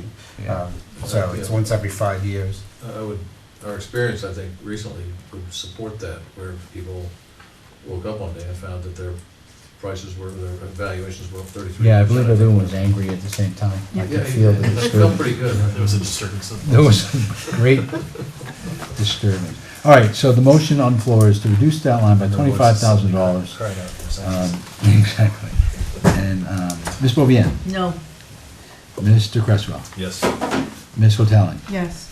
Mr. Hubner, No. Mr. Langlois, No, Ms. McHugh, Yes. Ms. Meziere, No, Ms. Quinn, No. Mr. Rhodes, Nope. Mr. Bearville. Yes. Chair votes yes. 1, 2, 3, 4, 5, 2. Is it a tie? No, 5 to 6, motion fails. Motion fails. Okay. All right, what's left? So that's it. I mean, Well, we can move on to the registry recordings. Yeah, Registry recordings line 392, which is now set at $200, which is an increase, of course, from the previous budget. You can see the backup page explains that this is for recording of current use lien registrations, releases, and other documentation. So the assessing office apparently is expecting that to be higher. Isn't there revenue generated from changing current use? Will, did you hear that question? Is there revenue generated from change of use? I believe there is some revenue from the application. John, is that correct? Just recently this spring, there was a warrant article, 100% of that goes to the Conservation Commission. No longer, a portion, 50/50, used to be split between the towns. Now it's all to the Conservation. Okay. Alrighty. That's why it's gonna cost us another $100. Well, they don't spend And it. again, that line is dependent on how busy it is in that office. Yep. Currently, the spend on that line,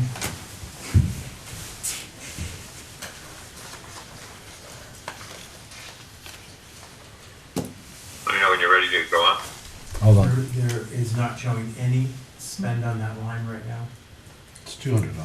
Yeah. Okay, go ahead, Will. Okay.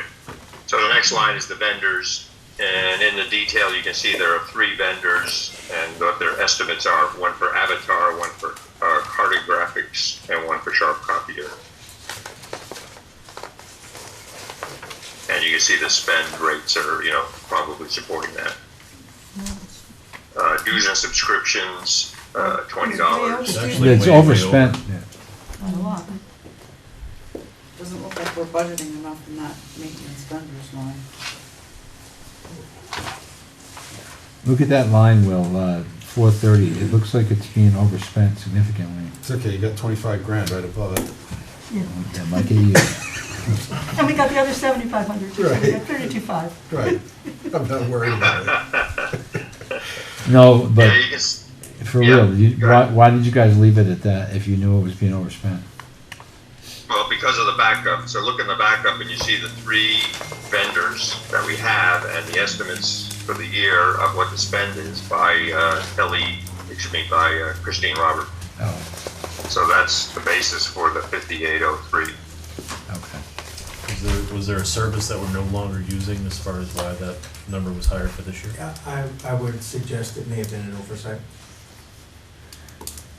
Okay. Mr. Chairman. It's the chorus Yes. tonight. Maybe Mr. Huebner can explain, I think, my sense is that some of those numbers are actually underestimates of actual fees that some of the vendors do charge. So, I would tend to agree with Mr. Harrington that they didn't have their hands on the detail as well as they could have. So that, For instance, CAI, my understanding is that their fee is $3,000, not $2,400. So there may be others that are, and that's a flat fee for, I think, most of their towns of our size. Okay. So, The Avatar program support line is a floating number. It depends on how many hours are spent coming into the town offices. So there's no set figure to that. We just pay an hourly rate if they have to come in and assist the assessing club. Okay. Okay, Will. Dues and subscriptions is a $20 assessing document that we buy. Supplies is 500, estimated at 500. Why the increase? That's a 400% increase. Yeah, so I believe this was asked at the Board of Selectmen meeting. John, do you recall the debate why this went up to 500? I recall they just said you can't buy much for 100. But if you look at the spend,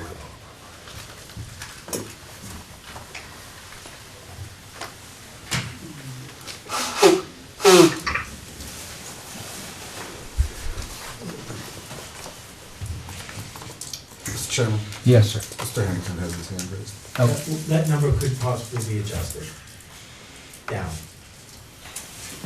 what is John inputting there? he's saying that the number could be revised down. Okay. John, is the actual spend close to the $172, or is it? To date, it's 176. So we could drop that down to 200 and still be a Yes. reasonable number? Yes. All right, Mr. Chairman, I'd like to make a motion, we drop line 610 by $300 for a total of 200. Second. Motion made by Mr. Criswell to lower line 610 by $300 and seconded by Mr. Q.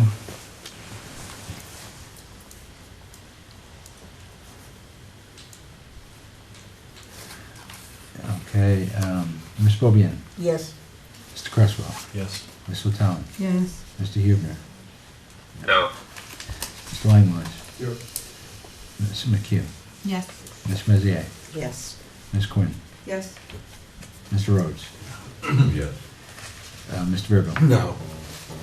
and the chair votes yes. Line is cut.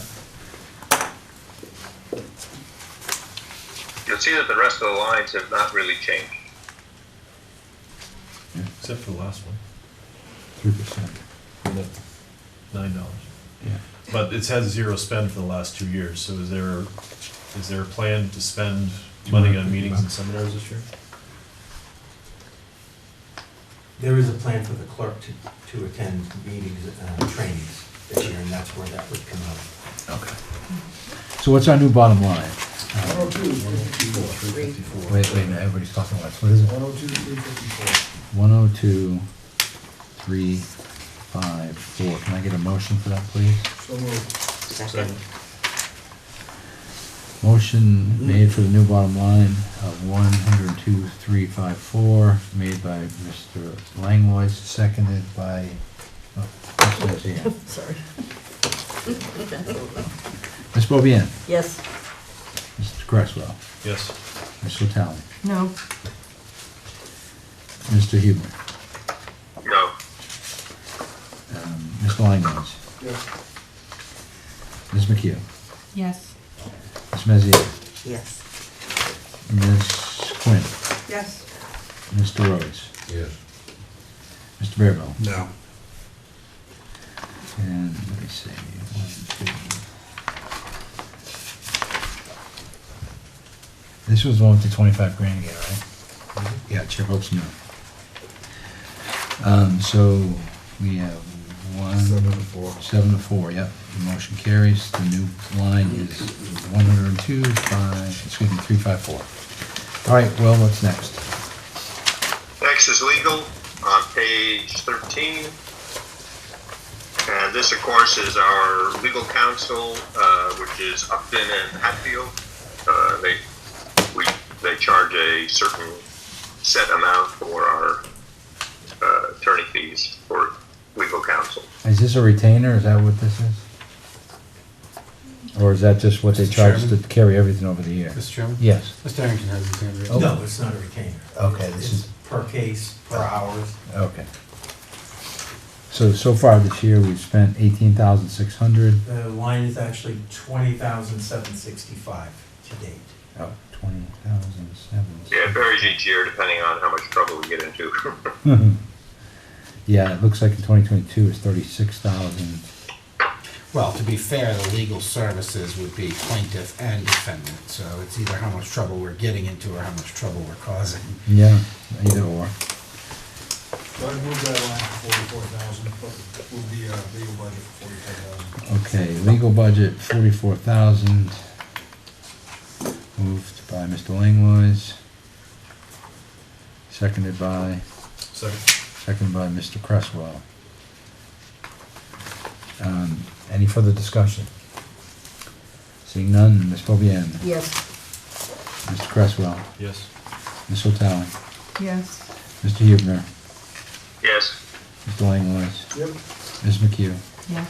Ms. Mezier, Yes. Ms. Quinn, Yes. Mr. Rhodes, Mr. Bearville. Nope.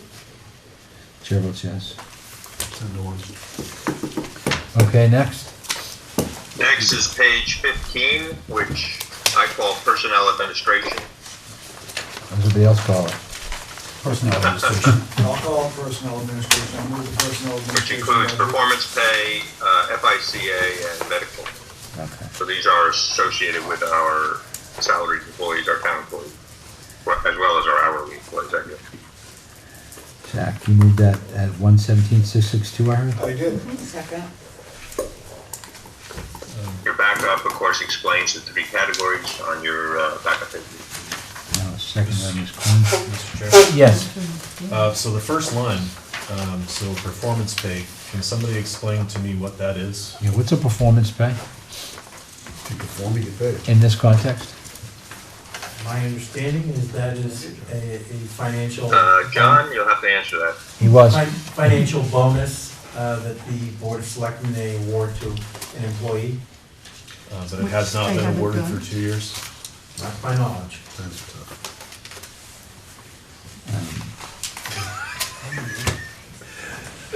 I don't think they'll be issuing any of those this year, I would hope.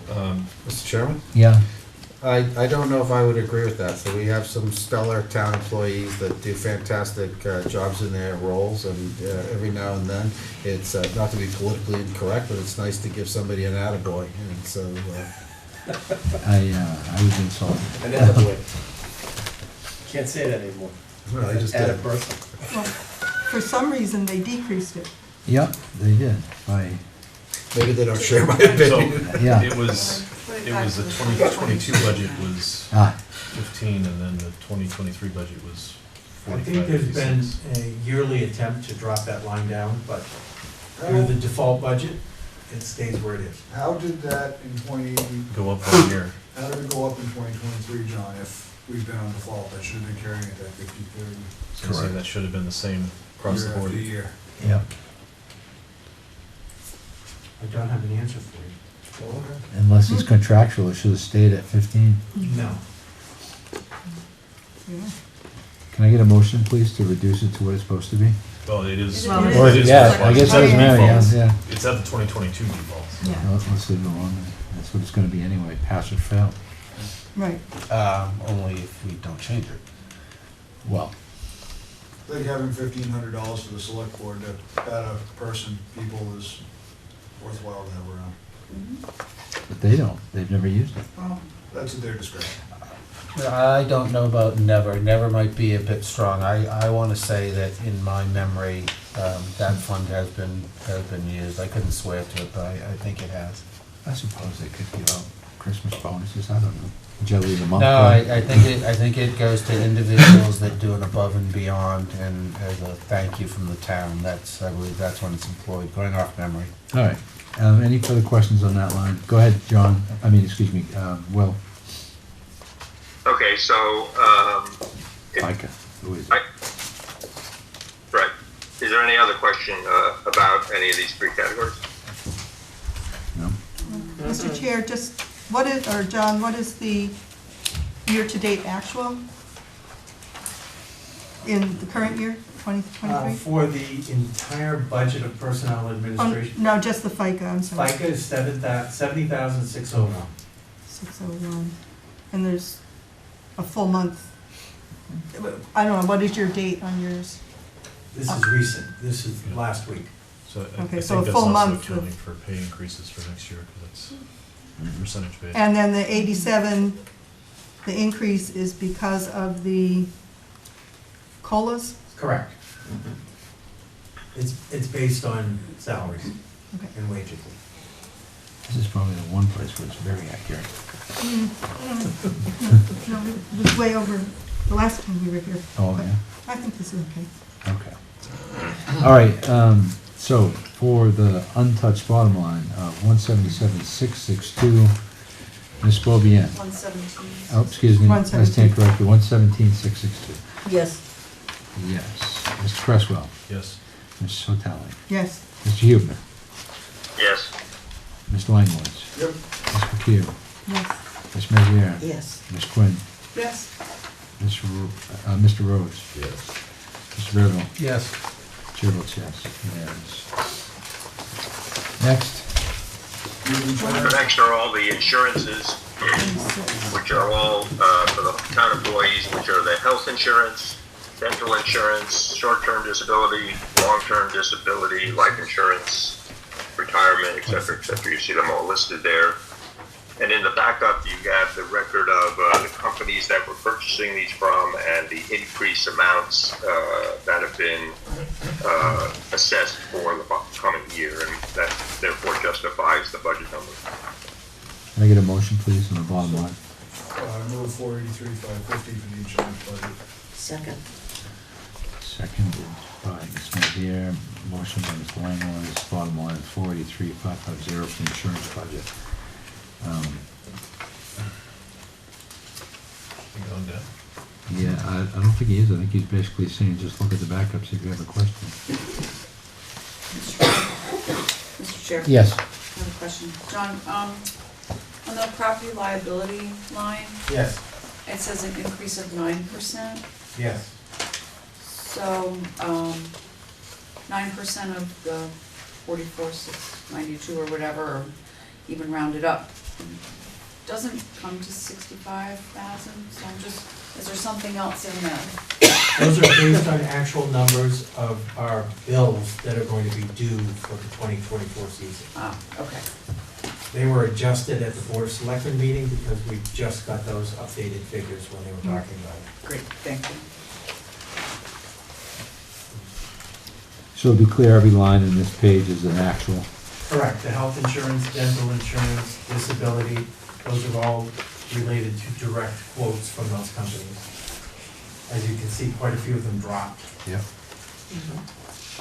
Yeah. That AD&D insurance went up though. Okay. Any questions, concerns, anything? All right, so on the unchanged bottom line, 43,550, Ms. Bobian, Yes. Mr. Cresswell, Yes. Ms. O'Talley, Yes. Mr. Hubner, Yes. Mr. Langlois, Ms. McHugh, Yes. Ms. Meziere, Yes. Ms. Quinn, Yes. Mr. Rhodes, Mr. Verville, Yeah. Chair votes yes. Next. Next is page 32, which is the ambulance service. I move ambulance for 16,500. And we have a bottom line here of $16,503 Second? as a proposed budget. And you can see in the backup the estimates for the contract services, the supplies, the gasoline, and the vehicle maintenance. And the vehicle maintenance and repair number is a new line, I believe, and there's an estimate just for $1. Yeah, they're all for $1. So really, the only thing we're approving here is the contract service cost, which is markedly increased in, well, reflecting what we have today versus the old default. Yep. And then you see $1 lines for the other things, just leaving them open, although we've never had an expense for that. It's actually important. Yeah. Mr. Chair? Yes. I'm assuming that Yeah. these $1 add-ons are for anticipation of getting our own ambulance service in sometime in the future. Did you hear that, Will? No, The question from Mr. Cresswell was, the $1 line additions, was that because of an anticipation of getting our own ambulance service in the future? I don't think we had any anticipation of having our own ambulance service in the future. And so, I know that everything is covered in the contract service charge. So I confess that I don't know why, I don't recall this coming up in the meeting as being questioned, but there is 3 lines spoken.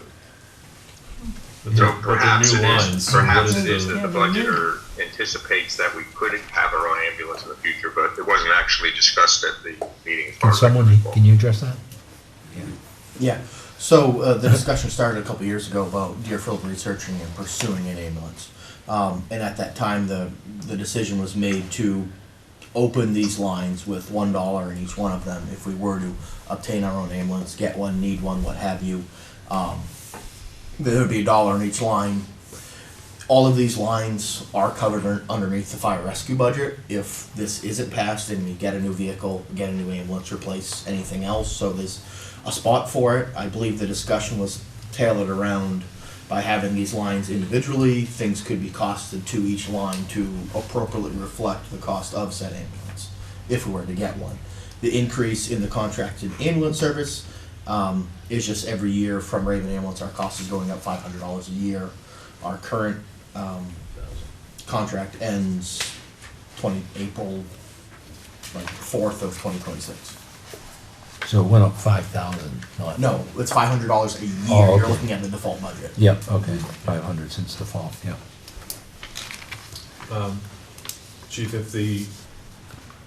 if the town does not decide to move forward with their own ambulance, are we going to revisit the contract with Raymond at the end of this contract cycle? Yes. Has there been any discussion about having a set of parameters that they have to achieve to be able to maintain their contract? No, beyond the looking towards renewing with Raymond at the end of 2026, I have not looked beyond that. Okay, so percentage of times they actually show up and shoot times and on-scene times and I things think- have not been discussed? I think setting anybody to a percentage of times you show up as a benchmark for their terminating their contract or whatnot would be hard these days with the staffing everybody's having. My understanding is that they have a hard time staffing their trucks as it is, so how much more can we rely on them to actually show up? So, since you mentioned that,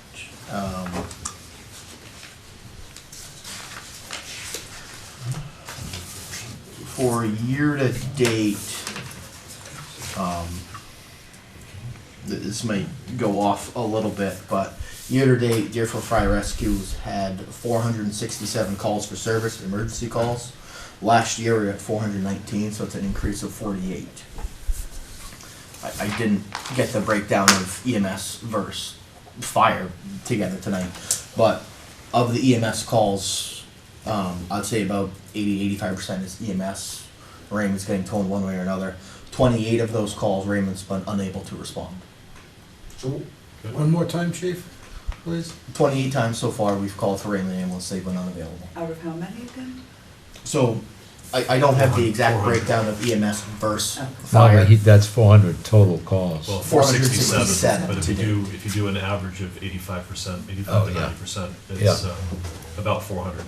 So, So of that, they haven't showed up almost 30 times. so, what happens when they don't show up? yeah, I was just gonna ask, So, somebody else comes? depending on where you are in Ideally. town, there's automatic, we start automatic, no matter what, even if Raymond's coming or not. Let's say you're on Courier Road, which we have to get through Candia comes, now Candia has their own ambulance. Echo Valley, Baker Ave, Ritchie Road, you gotta get through Epsom to go there, we start Epsom ambulance automatic, and we have those agreements already in place. Then if you look at the rest of the town, we have what are called zones for our mutual aid. EMS, car accidents, fires, what have you, we have plans in place with our dispatch center that if XYZ happens, start this person. So if it's here, 8 Raymond Road, this would be zone 1, so if Raymond's not available, next would be Epping. So after Raymond gets toned, they'll usually go 4 or 5 minutes. If there's nobody from Raymond signing on, they'll retone Raymond. Another 4 or 5 minutes goes by. No one from Raymond, they'll start Epping. That's as if no one's from Deerfield and we're not prompting our dispatch to do something else, but that's the plan in place. If you think about it, 4 minutes in the middle of the night really doesn't give anybody enough time to get up, get in their vehicle, get on the radio saying, hey, I'm coming to the station. So it may seem like a lot, but it's an average amount of time to get up in the middle of the night. Mr. Chairman, Yes. how many of those calls that went out went entirely unanswered? So Not by Raymond, but just unanswered. So Deerfield itself, we've had 12 calls out of that 467 where nobody from Deerfield responded. A few of those were a second call for us, so we were already committed somewhere else. We were unable to respond. Those were either or Raymond came with their ambulance and took care of it, or that mutual aid system backed us up and took care of the call. So are there any, I guess my question is, are there any calls that failed to get responded? by? Period. Not that I'm aware of. Okay, so It would be no one from Deerfield or possibly no one from Raymond, but So the another town's outside getting- agency The responded. town's getting served through the system that exists. Yes. Mutual aid system, but that response can be greatly delayed. Well, if you're having a heart attack and it's taking 10 minutes before you get a tone, I mean, You didn't have a that's, heart attack, you died. yeah, not, yeah.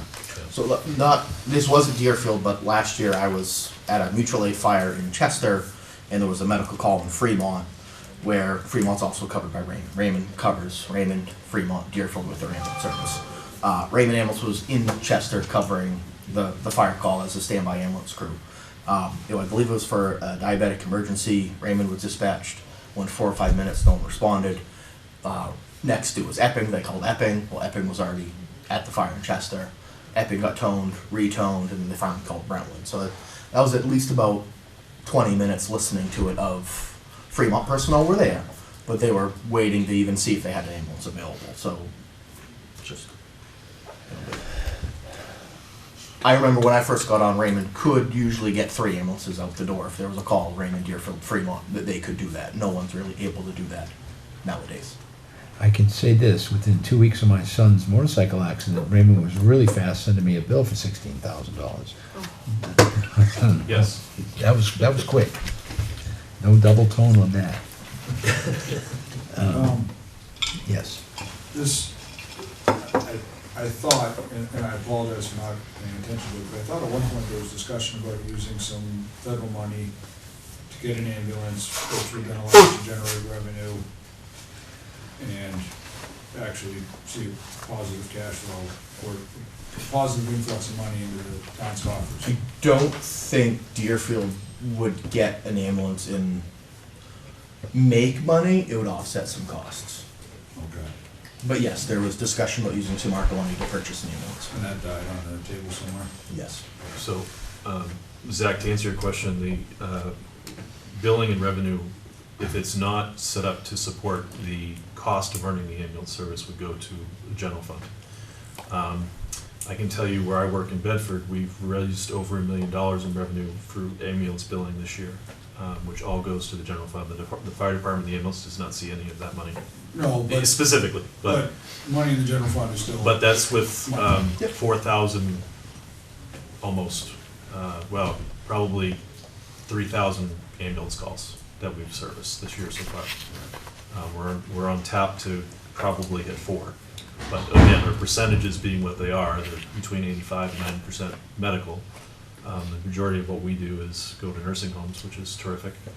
But that, those numbers will give you some type of meaningful revenue.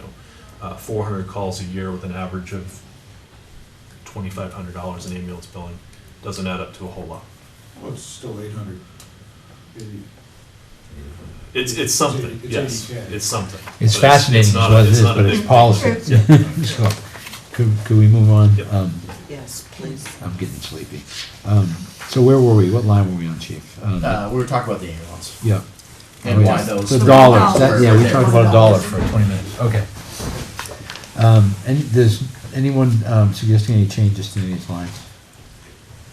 Seeing none, I'm gonna call the roll on the bottom line, 16,503.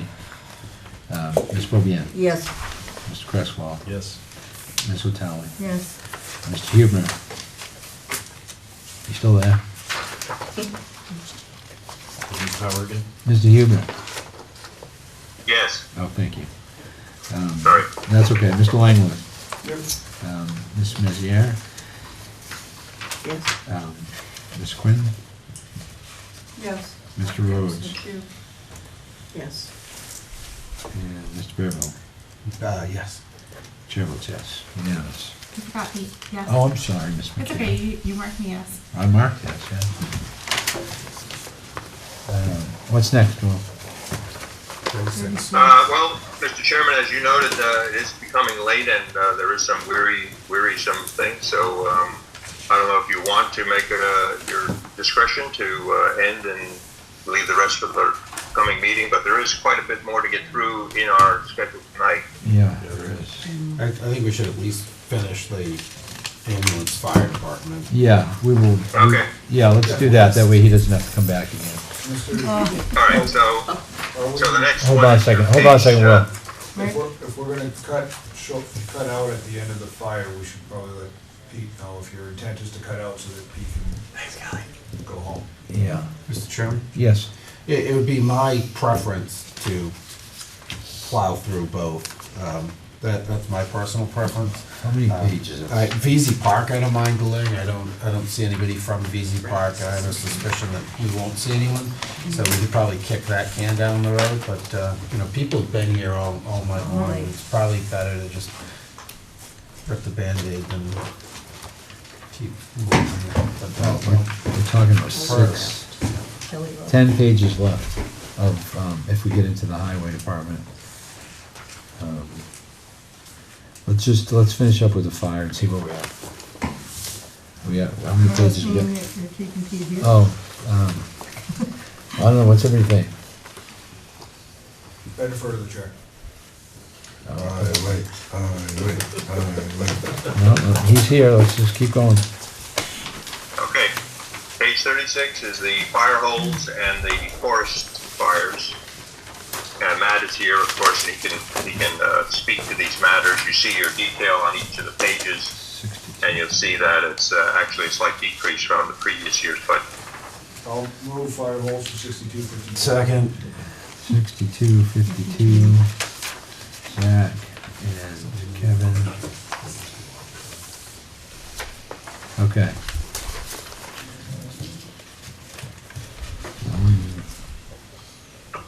So we have a new line for telephone. No, so I Right, decreased that's it the from main- nine that's the hundred main and fifty to change. $1. Yep. Any questions on any of this? Mr. Chair? Yes. I just have a question about, under the grant, the last line on the page. Yes. We've spent something, is there a revenue offset? So, yes, so we had applied last year for a matching grant through the state of New Hampshire. It was a $5,000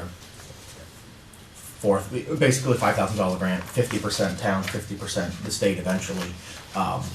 So that was what that cost was. That was our share of Our it. share, We get it about every 3 years, depending on how many towns apply and the funds the state has available.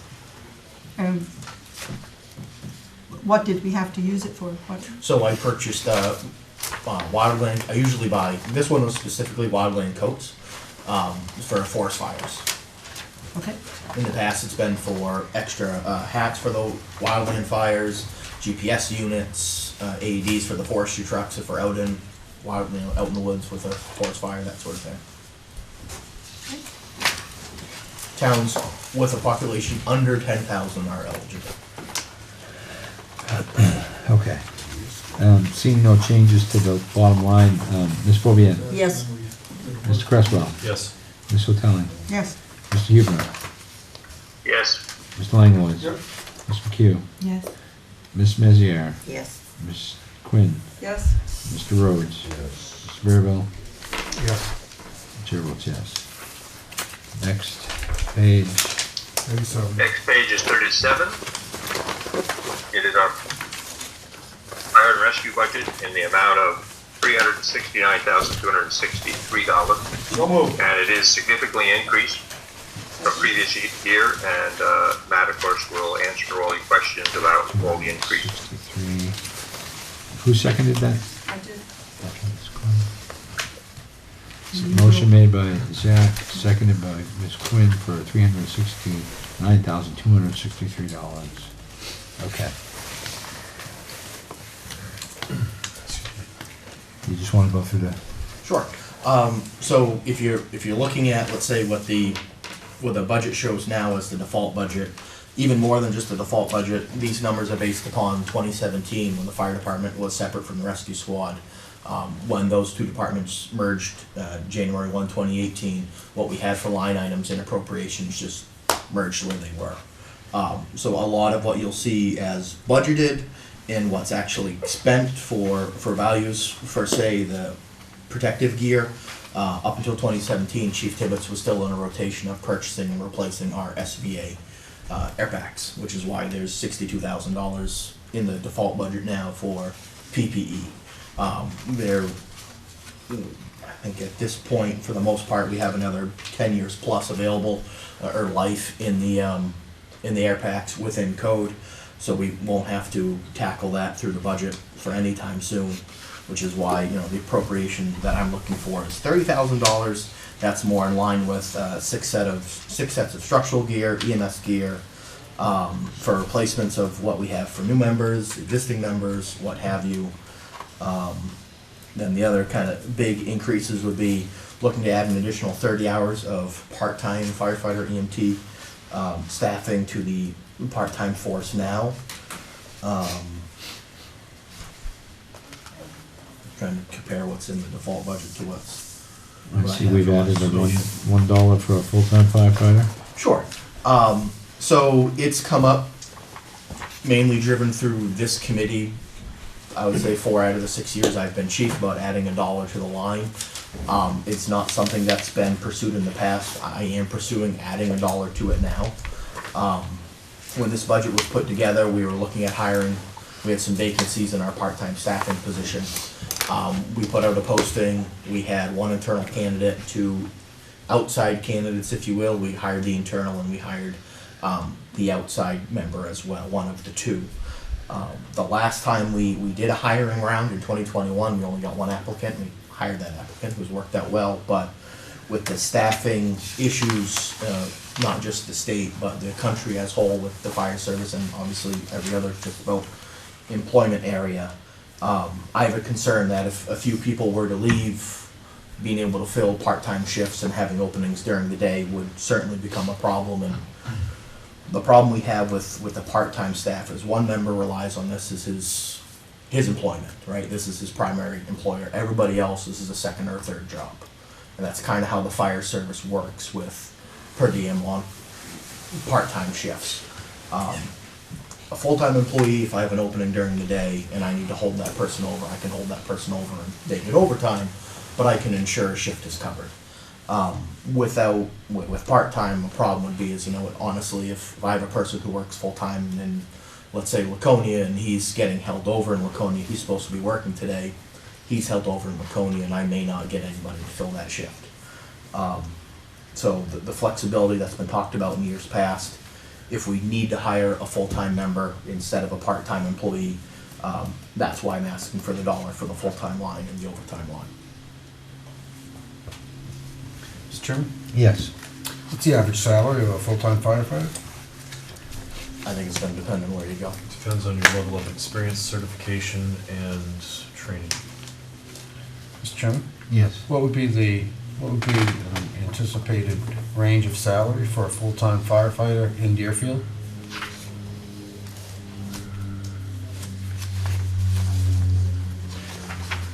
I would estimate it would be about $52,000 a year for base salary. Full cost? What's that? What would the full cost be? That would not Base salary? include health insurance or That would be whatever the health insurance and retirement costs would be. Well, what is it now? We do not have any of those figures for the fire So, service. so Errol, rough Mr. Chairman? estimation. Yes. For a full-time employee in the town of Deerfield right now, that would be health and dental, considering a family plan, you can estimate about $20,000. So For- 75,000 for a full-time Plus, total. plus the insurance. Mr. Chair? Sorry, not Yes. the insurance, the Um, retirement, which is an additional the, 11%. Pension for full-time fire people is significantly higher than pensions for the employees that we now I cover. don't know that. It's group 2, right? Group two. It's group Yeah. 2. I think want to it's say it's an the same as the 11% police department. contribution. Yeah, it's like the police one, so Correct. it's Yeah. higher than would be the other people. So the average of benefits for police and fire is higher than the average of benefits for, Right, I'm not counting retirement in that figure. So, now So- we're looking at 85. You So have to increase it 85 to slightly. 86 would be a, for a base salary would be around, and again, based on level of certification, you pay paramedics more than you pay EMT basics. Mr. Chairman? Yes.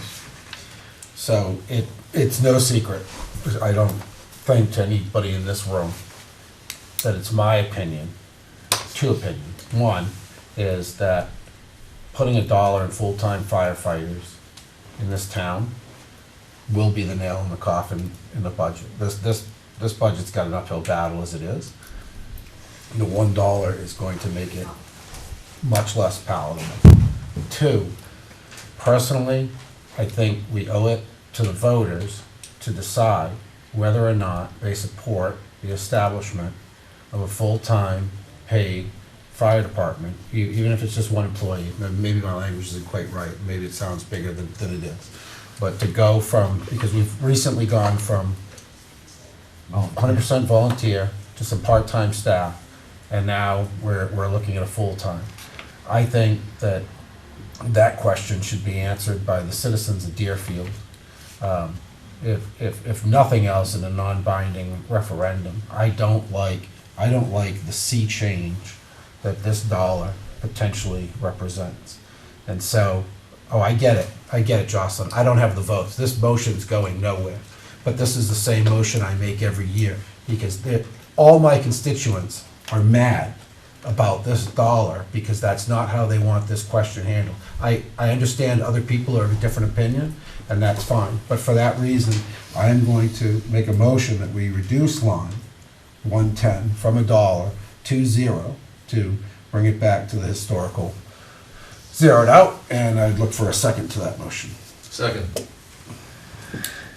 Okay, motioned by Mr. Bearville to change line 110 to 0, seconded by Mr. Rhodes. So, Mr. Chairman, what I suspect, matter of opinion, is that there are people that don't want to ask the townspeople that question because they're afraid of what the answer might be.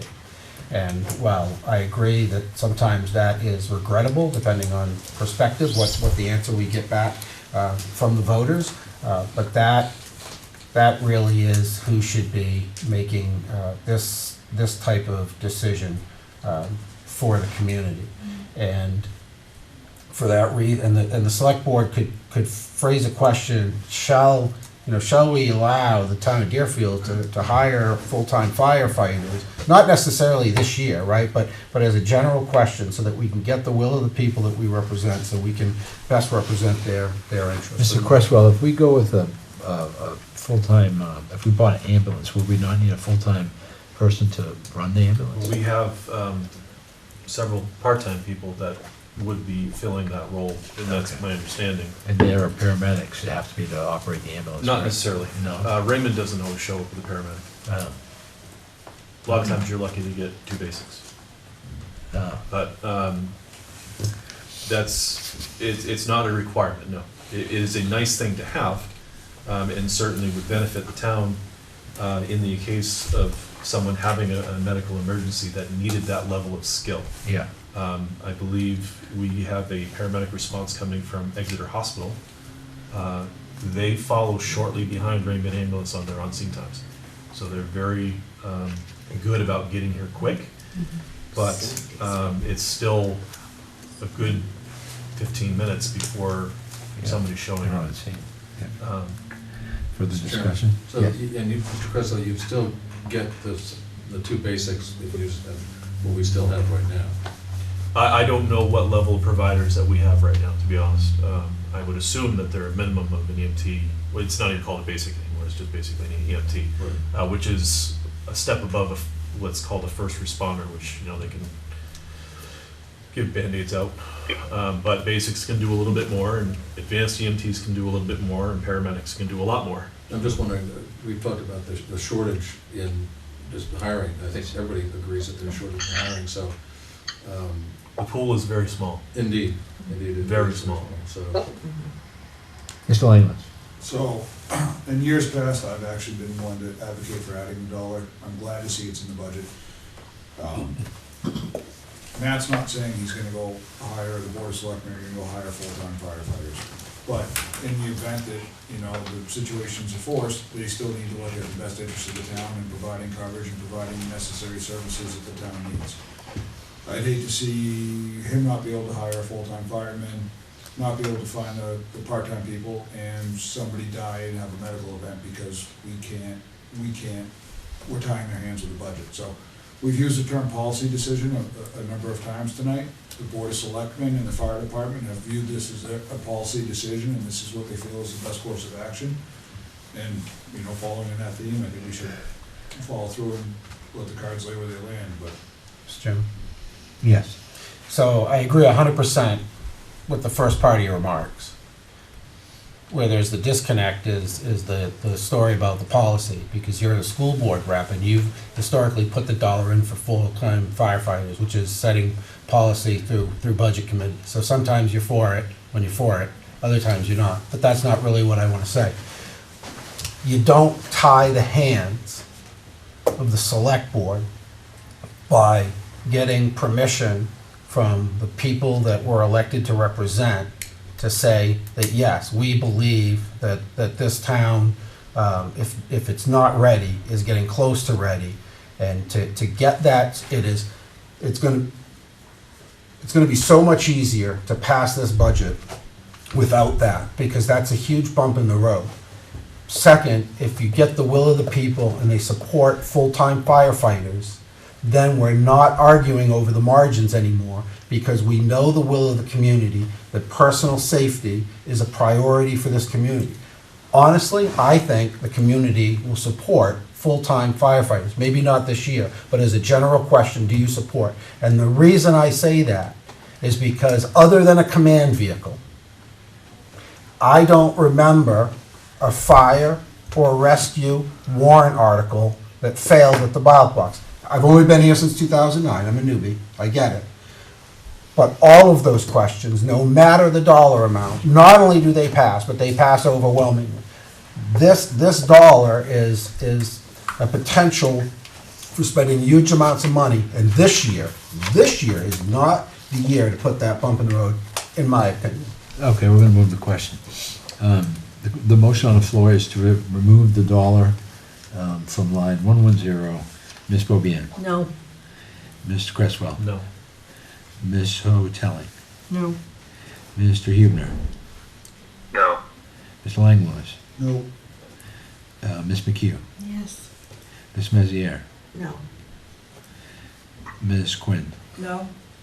Mr. Rhodes, Yes? Mr. Bearville. Yes. Chair votes yes. That motion fails, 4 to 7. 4 to 7. The dollar remains. Mr. Chair? Yes. Just a question. At our last meeting, there was a question on the health and social budget that included physicals and testing Yes. Yes. for firefighters. It was on the welfare budget, and it got removed because it was in this budget as well. This budget. Right. So is it in here? It is. Yeah. No. Okay. Didn't Just remember. wanted to clarify that. Thank you. Okay. So, next line. Mr. Chair? Yes. There's a kind of a new amount on the line 350, immunizations of 5,500. That's where they are. That's where the physicals are. Oh, that's the physicals, not immunizations or physicals, okay. Well, that includes their hepatitis shots, right? And, yeah. Does that include immunizations as well as? That would include anything that's required for the 1582 physical. Okay. Thank you.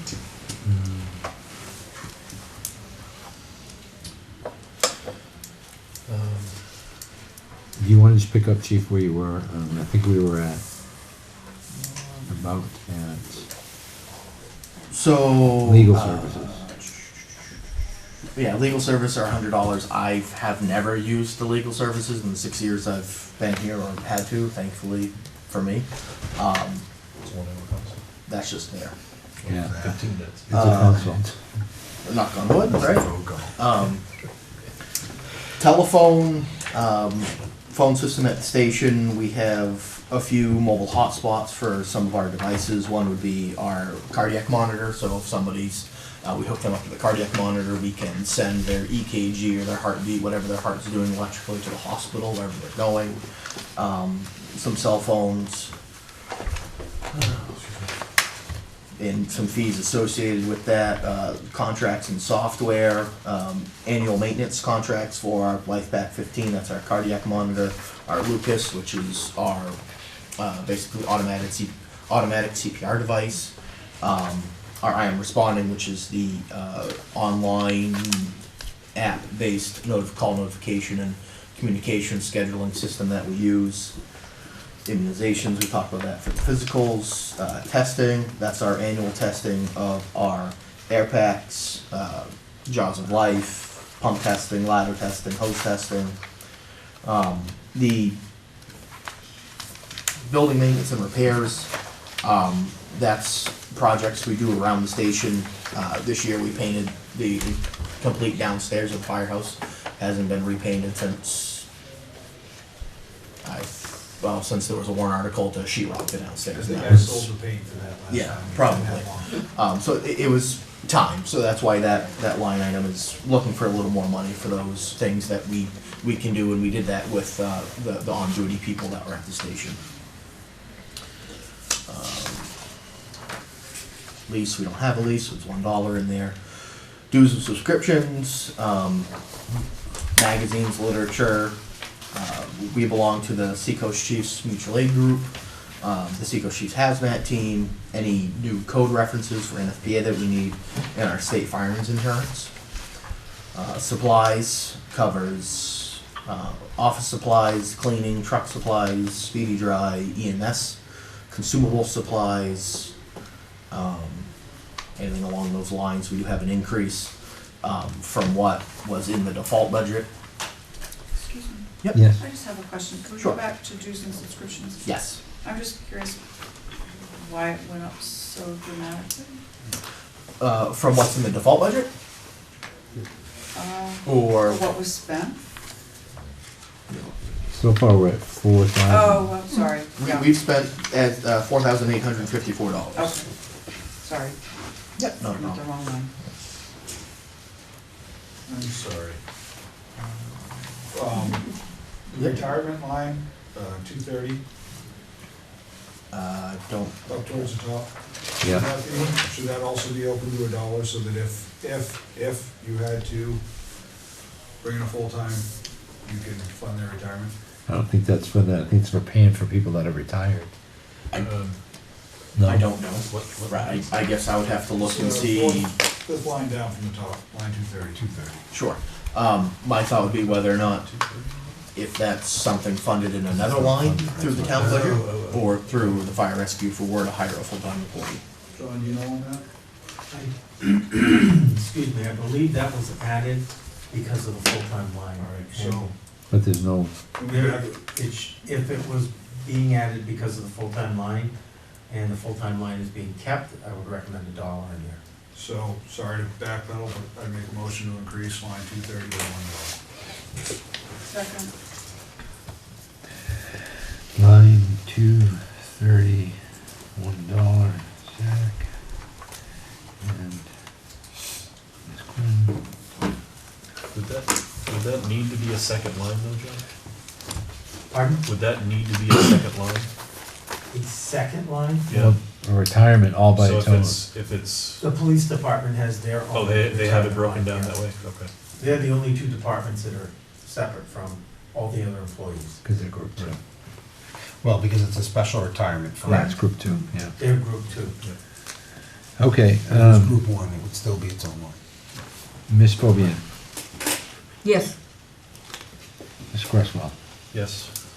Ms. Hotel, Yes. Mr. Hubner, Yes.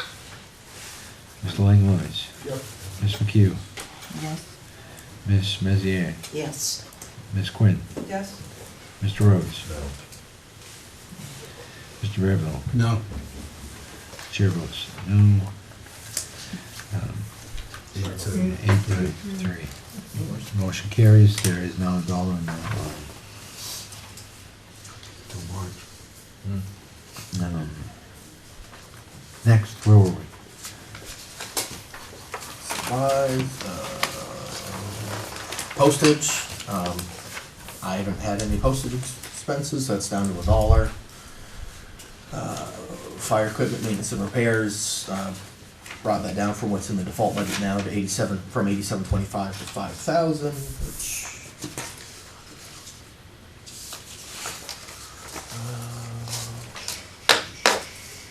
There was questions, Will brought this up when we were going through the budget, and we had adjusted some of the fuel costs and fuel consumptions to be a little more in line in what we had been seeing, so we did have some change in the gasoline and diesel line. Oxygen, that's, we use main oxy for our breathable oxygen that we supply to patients as needed. Vehicle maintenance. Chief, you've overspent that line for the last 2 years. Is the $400 enough to cover your expenses for the coming year?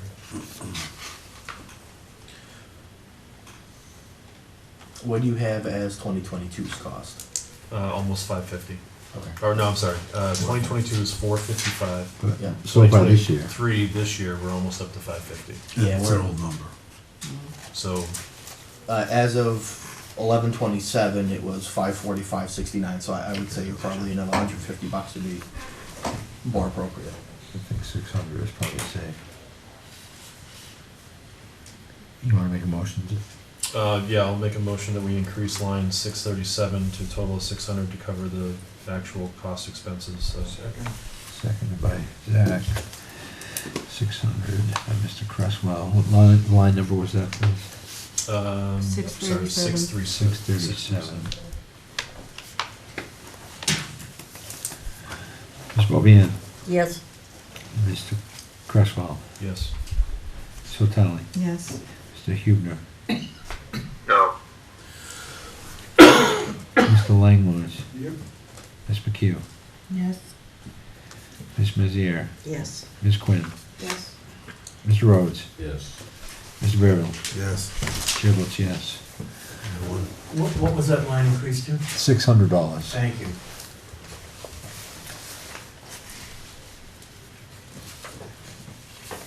Okay, moving on.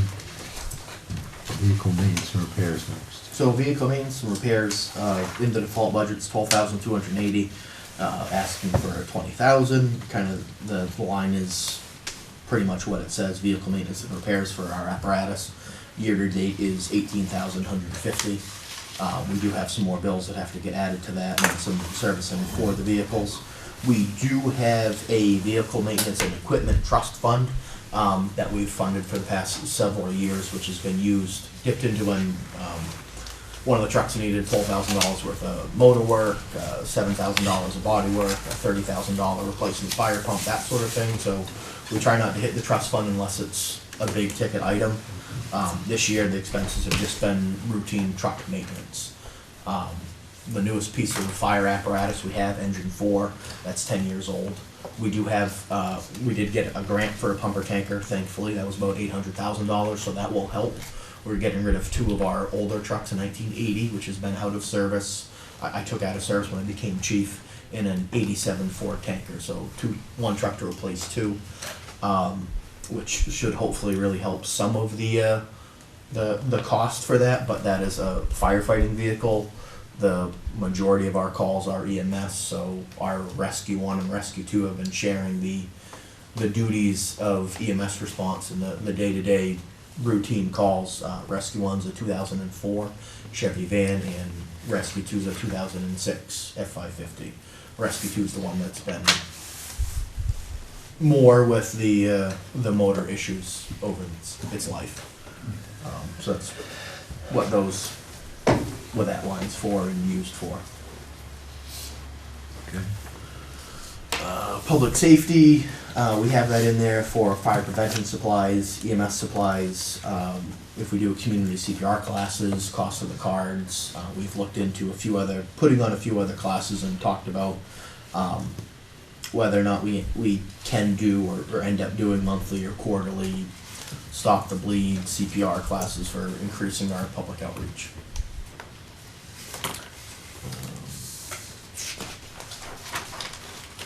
So Chief, I noticed that there's I mean, it's a bigger increase on that, but based on what I know for most classes, would this be cost to pay for the instructor for teaching the class? Or is this for materials and, So- I know you had mentioned cards, but typically students have to pay for their cards. So the thought of paying is having somebody, we have a couple in-house instructors that have been doing classes for town employees, churches, groups. They don't charge us anything. They're members that just do it as their kind of service.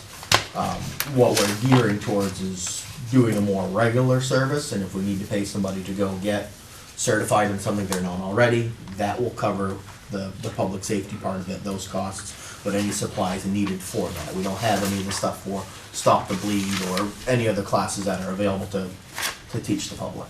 Okay. And regular fire prevention, and that sort of thing. Okay, next is equipment, non-electric. Non-electronic, so that would be,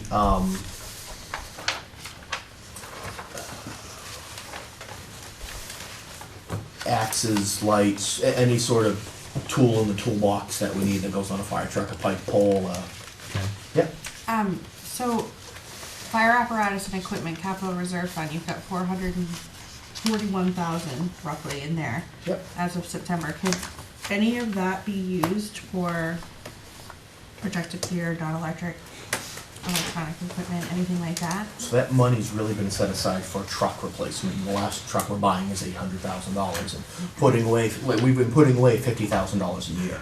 Okay. If, let's say we buy a $500,000 fire truck at 5% inflation every year, let's say it's usually what it is, that's $25,000 a year that we're just putting away to pay somebody more money every year.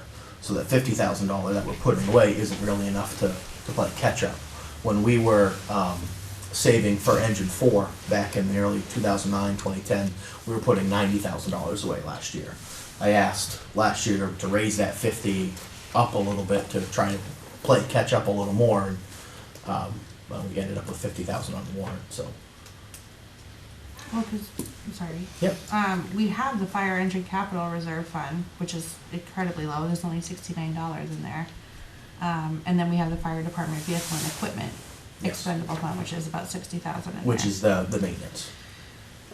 Okay.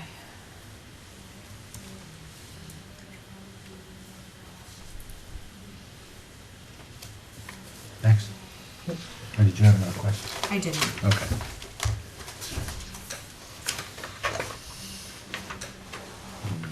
Fire hose.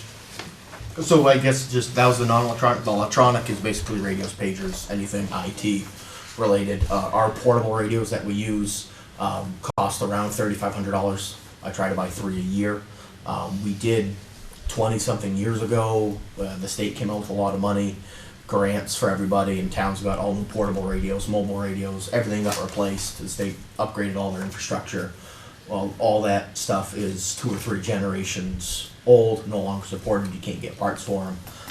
So when I took over, I started buying 3 or 4 portables a year, buying a new mobile radio a year for a truck to kind of stay in line and make sure that if a truck radio went down, to the best of our ability, we still had one in every truck that worked. Mr. Chairman? Yes. Hey, just real quick, I know like police have gone to encoded radio messaging. Is fire and rescue also encoded, or is it open? It's not. So they're digital, if you will. We're still on a VHF spectrum. They did do a few things with Rock County's our dispatch center with narrow banding. They did a repeater system around the county to hear a little better. There's been some local fire departments who have followed suit with the police and gone digital. I think Derry has, Exeter, Rochester, a few others have talked about it. I don't think you'll see a vast majority of call departments do it, because if there's a call, this is a pager that everybody's issued, you know, the over the radio frequency, there's a tone set, this goes beep, beep, beep, beep, that's not available in digital. So that would be a real, Drawback. how you gonna tell people about it? There's other means, but There's I times you don't get think the so. dispatches on your phone, that they can be delayed for Thank you. All right. periods of time.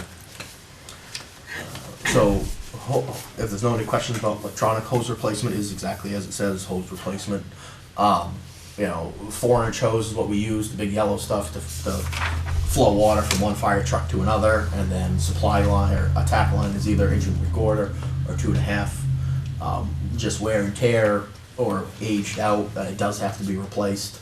Through really that hose testing, we lose 5 or 6 pieces a year just from, you know, it gets a cut, gets this or that, and it leaks and has to be replaced. The brake hoses all the time.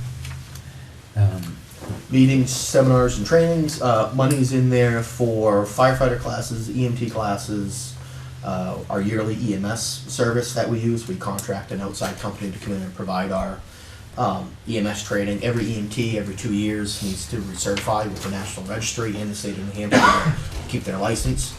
So that's done through Con Ed hours, and we provide three hours a month for the 2 years, and that covers everybody. As well as money for going to the National Fire Academy for trainings and whatnot.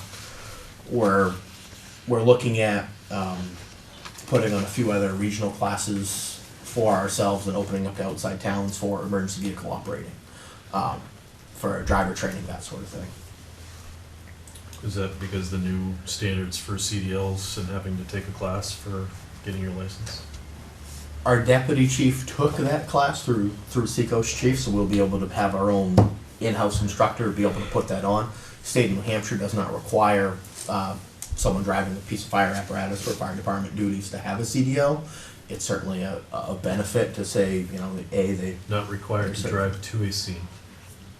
Driving it back is a different issue. Depends on who you ask. All right, that's it? No, what's that? Grant? $1,000 for grant? Yeah, we had 761. I put $1,000 in there to help some offsetting costs. I have been researching some off-the-cuff grants. There's names drawing the blank.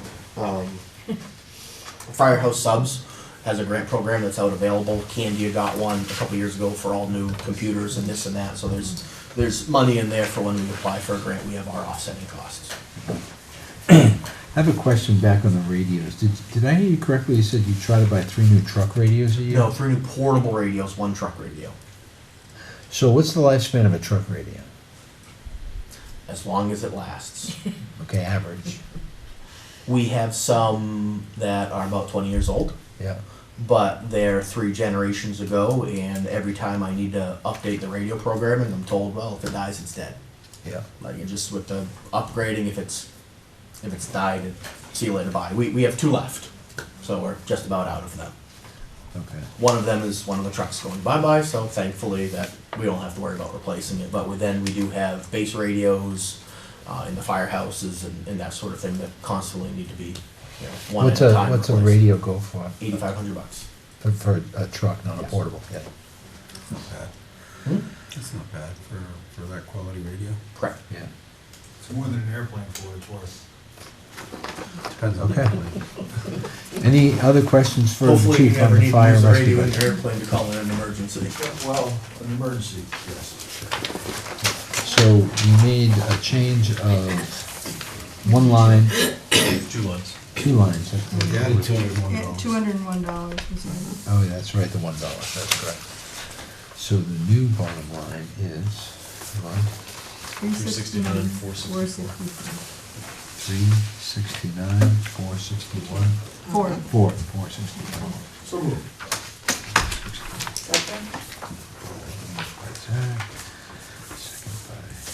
Mr. Chairman? Yes. Just real quick before we vote, I am going to vote no on this budget. I support everything in this budget except for line 110 and line 230, and that is the only reason that I'm voting no on this budget. I support every other line that's contained therein. Thank you for coming out, Chief. Thank you. I'm gonna vote for it. I already said the message I wanted to say about voting no on the line item, so I support the budget. Any further comment, question on the budget? Seeing none, Ms. Corbian, Yes. Mr. Cresswell, Yes. Ms. Hotelli, Yes. Mr. Huebner. Will, you still with us? You lose power. No, he's, Will, how's it going? We're voting on the bottom line in the budget, the fire budget. Yeah. Is it muted? Sure you can. Can you see? Hey, This is why You can't hear you. participate. Yeah, Yeah. looks like he lost his hearing. But he's not saying. I'm not muted. Are you muted? I can't tell. No, it would say muted. It Yeah. says mute up there. Oh, yeah. Yeah, but that would be to mute, right? Not, He has to do that. Is being muted. you're muted. Ask to unmute. Yeah, he's muted. There you go. Now talk. Talk. Hello? Say something, Will.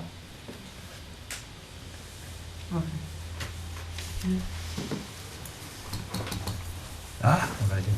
You got rid of him. No, you didn't. All right, well, we You can changed vote it. no anyway. Yeah, he's gonna have to vote no anyway, 'cause we changed it. Oh, right. I'll just skip over him for a second, maybe you can figure it out. Mr. Langwich? Yep. Ms. Q? Yes. Ms. Mezier? Yes. Ms. Quinn? Yes? Mr. Rhodes? Abstain. Abstain. Ms. Vero? No. No. Chair votes yes, and we're still. 8 to 1 to 1. Hello. Still nothing there? Wait a minute, again, this is not one. It says me, but it's not. Is that what I'm voting at? What's that say? His is off. Yeah, you should be able to hear him.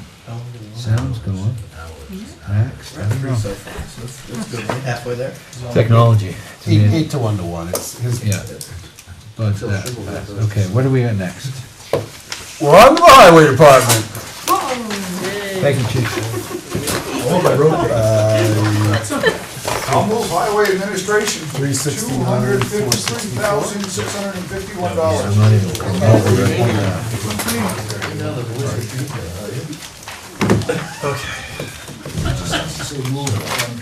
Highway. What pages are we starting? It's 44, the first page. I have the updated, like, got it today sheet, which is what I have. So if you're gonna go by a line number, okay, because I'm on a different page numbering system. We're on highway admin right now. Yeah, no, I've got that, yeah. Okay. I'm just letting you know I have to go by numbers because of the print, the print that I have. We'll be gentle with you. So Zach, you moved 253,651? Yes, sir. 253,651, and seconded by, boom. Oh, Aaron. Okay.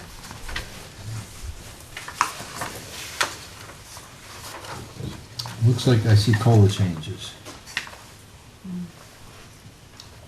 Yes, no? Yes. Yeah. Okay. Any comments, questions on this, admin? Seeing none, Ms. Bulbian, Yes. Ms. Cresswell, Yes. Mr. Fallon, Yes. Ms. Huebner, you still here? No? Mr. Langnorn, Yep. Ms. McHugh, Yes. Ms. Mezier, Yes. Ms. Quinn, Yes? Hold on. Mr. Rhodes. Here. Yes. He wants Will's to on be, the phone. he Yeah, wants hold to on. be admitted again. Oh, He- I see. He must have signed Dropped out out and and- signed back in.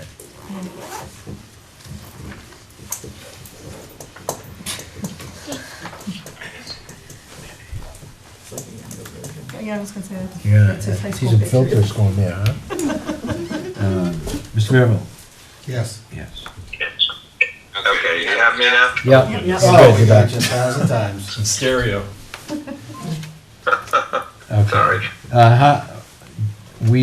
We're voting on the admin budget of the highway. We did not change it from the selectmen's numbers, so we're up to you. Okay. Yes or no? Yes, Yeah. yes. Okay. I voted incorrectly on a previous vote. I misunderstood the motion. I thought it was on the bottom line, and I thought it was unchanged. But it doesn't matter because it didn't change the outcome of the vote. Okay. Carry on. Thank you. So what's next? 47. 47. 46. 46. So it's bottom Oh, the line. total is 147. Yeah. 47, it's on 47. Yeah. So I'll move the highways and streets for 448, 147. Okay, hold on. 448 and 147. Gotta get there.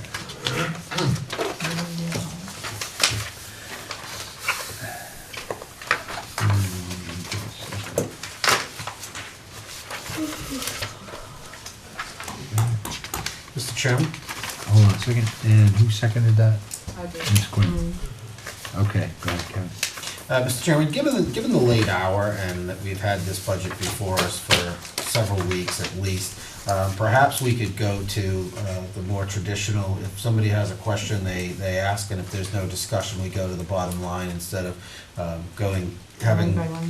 the highway agent go through the budget line by line. I concur. Good idea. Anyone have any questions on this budget? On the page 47? This is how you get a budget moved. You show up really late, get them tired, turn the beginning. I mean, you guys live in town, and you know what we can do with X. Yep. And the town was good to itself in the sense that they wanted to spend a little extra money this year, which certainly helps on things, but we still got a long way to go. And probably more undiscovered problems that have to be taken care of. But, you know, right now we're coming up to what I call the not fun time of the year. There's a fun time I wasn't aware of. Well, yeah, Wally. there's, Memorial Day. it's better to watch the snow fall from your house than it is to be over at the town highway shed, I can tell you that. Okay, seeing no questions. Oh, Oh, no, I got one? I'm One- sorry, just, Mr. Chair, the question would be on line 440, equipment rental lease. Where it says $12,500. 12,500, and last year we spent 3, this year. Okay. My item says that we've spent none, but. Okay, so all of the highway rental equipment has went against the $250,000 warrant article, which was for general overall support of the highway department. So we, Last year's warrant article was Well- covering some of this. the warrant article that was voted in March of Right. '23, yes. So that line right there technically is not enough for what, we've had a roller on rent since May, and it's $3,500 a month. Oh. Okay, so the reason that line is not over is because it has been able to be charged against the general overall operational support of the highway department. So technically, that line is not enough. It hasn't been overcharged this year because a lot of the stuff has been applied against that particular warrant article.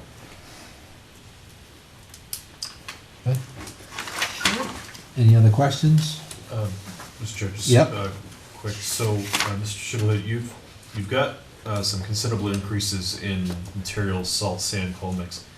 But the actual spends for this year and some of the year prior were a little bit less, particularly the cold mix. You've gone So from cold patch is $130 a ton. Yep. Hot mix asphalt runs anywhere from 72 to 85, say $78 a ton. The reason why the cold patch is up, because we have wonderful roads and lots of holes that need to be fixed. And that's basically the mix that we have to use to patch those holes, because in order to use hot mix, you need to be able to get the proper amount of men and equipment in a certain location to use up the mix. With the cold patch, there's no time frame involved because it's cold patch. Yeah. Once it gets in, and eventually it will firm up. But the reason why that cold patch number is, what line number was that again? That's 694, and I understand the 138 a ton part of it. It's the almost $14,000 increase in the budget line. Well, the number that I'm working with, which you said 694, the budget number was $2,300. Yep. Okay, the net budget was 23. The year-to-date expense is 6984. So about 7,000. Yeah. Yeah. So would it be appropriate to say that we're gonna estimate we're gonna use $10,000 next year? Yes, and that's just because of conditions. I mean, and we still have so many more to fill, unfortunately. And that line right there, I mean, because we have a myriad of things that we have to take care of. You know, And was I could put two guys on that every Did the day. warrant article support any of the cost for that material for It- this, Yes, this year? it could.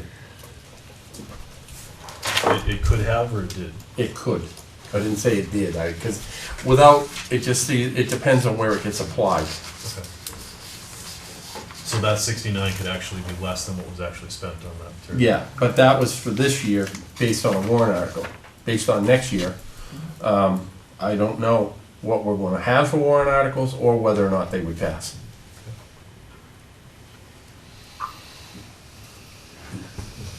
Yes. I don't have any particular questions, other than I wanna thank Pete, because for the 8, 9 years I've been sitting here, we saw the same budget for 6 or 7 years, while costs were increasing and everything else was going up. I think this is the most realistic highway budget we've seen.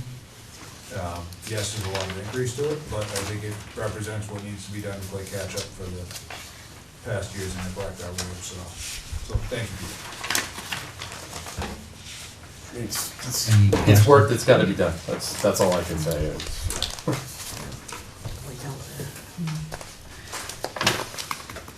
No further questions? And we will vote on the unchanged bottom line of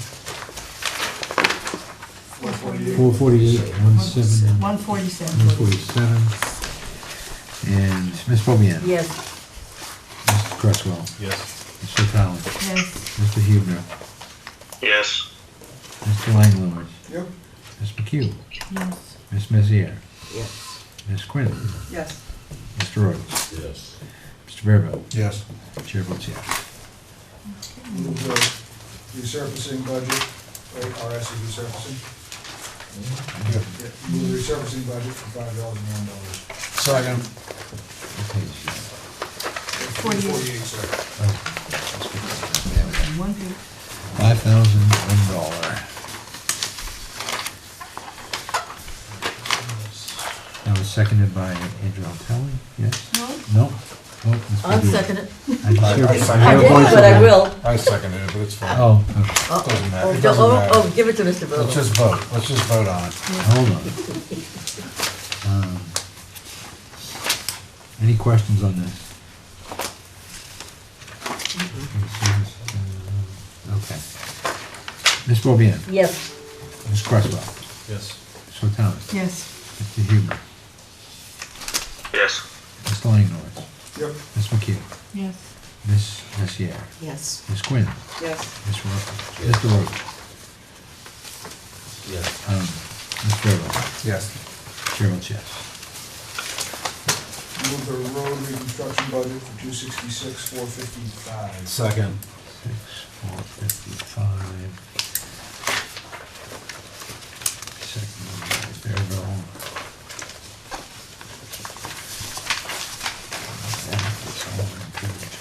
Next is 48, road reconstruction. 49. 49.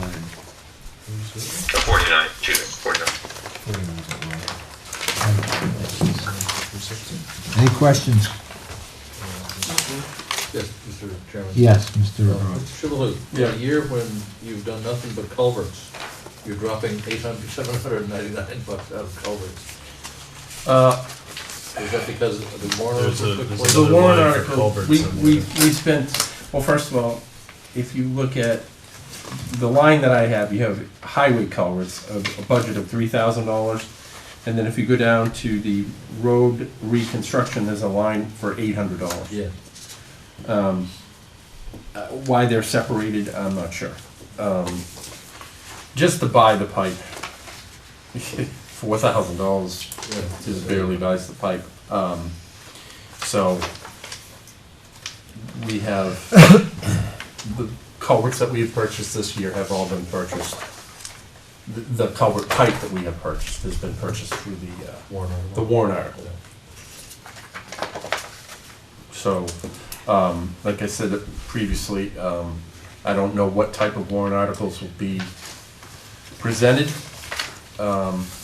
Then what potentially could pass and what's not gonna pass, I'm not sure. There are a lot of culverts throughout the town that they're in failure. Some larger ones, which get into a whole different set of standards.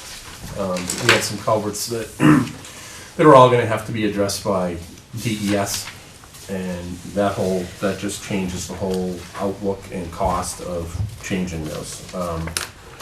So we already have a couple underway right now, and there's actually more. We're just trying to pick off what we can, you know, and if we can,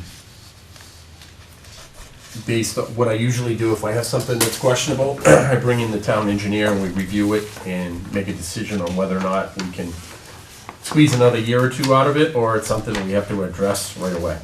That's how we handle that type of situation.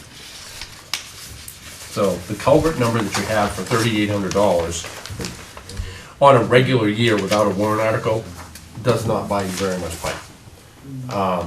If the town decides to grant the town more money to itself to work on the roads, obviously that sort of stuff can be covered. If not, we're gonna have to do what we can do with what we get. I was just trying to figure out why you dropped it from 800 to 1. I was just trying to get rid of that extra culvert line. I didn't drop it. Okay. So I think that the culvert line should be one culvert line. Why there's two is beyond me, but I mean, I know, I see it, one's under road reconstruction, the other one's under highway, but generally, if we were gonna have a contractor come in and do a culvert, it's gonna be a lot more than $800. And that's just buying the pipe, never mind the labor. And the $3,000 one that you have up on the line of 731, that's what I have for it, 431201-731. The cost of pipe has gone up almost exponentially. I mean, you could have a $10,000 number on that as a standard number. And that doesn't include labor, that would just be purchasing. I mean, that's something that, obviously, if it were wanted to be changed, it could. Mr. Hubner, is the select board planning on putting in a warrant article for this? I believe there is a warrant article for Ridge Road. Pete, maybe, how are we addressing the cost of that Ridge Road repair, which I understand is in the $200,000 to $300,000 range? That is still under engineering, and it would still have to go through the state for approval. And at this particular point, we don't actually have a set of plans that the state can actually take a look at to approve or disapprove. So is this Ridge or Range? Ridge Road. Ridge Road. Excuse me, Range Road. Range Road. Range Road. Range Road, yeah, okay. So that one there, yes, that particular culvert could approach that type of money. Mr. Chairman? Yes. So at the last select board meeting, it was noticed that they were going to discuss potential warrant articles for the coming March elections. The only thing that they seem to decide is they will not float a warrant article for a police station this year. They were presented with last year's warrant articles as a starting point, and I believe there were some others that were presented to them but not presented to the public that they did not discuss publicly. And so the select board won't begin their discussion of warrant articles until at least their next meeting, which I believe is a week from Monday, or is it Monday? Next Right. Monday. December 4th. December Well, 4th. what I'm trying to see is, do we need to add funds to this budget, or are they going to request them in a warrant article? I hope that they're going to do a warrant article. I would encourage the select board to consider, if they do float another highway article like they have the last number of years, to create a trust fund for it, so that the funds don't have to be spent that year, and they can start to build some money up, so they can plan for projects a little further into the future, and maybe nest egg a little bit more. It's just the warrant articles have not been decided yet, and since I'm only one selectman, I can't guarantee you that there's going to be a warrant article Yeah, on that. well, we can reopen the budget if we have to. Mr. Chairman? before deliberative Right. session. Yeah, Yeah, because there was significant discussion at a prior select board meeting about potentially not floating any Yeah, I heard that, dollar warrant articles except for the budget. So it is not clear at this time whether or not there'll be the votes on the select board to propose those warrant articles. I spoke at the last meeting encouraging the select board to do it sooner rather than later, because if they don't, citizens may want a citizen petition spend warrant articles for certain priorities. And that window, of course, for citizen petition, spending more than $10,000 closes gonna run out real very quick. early January, probably the first week in January. January 6th, going off memory, but. January 9th. January 9th, thank you. I had it upside down. well, of all the things that we discussed, this is one of the most important, because even police, fire, none of them can get there if there's not a road to drive on, so. So I had heard of people potentially putting out petition warrant articles for highway work. So there's a potential for that They're gonna pave Middle Road. if.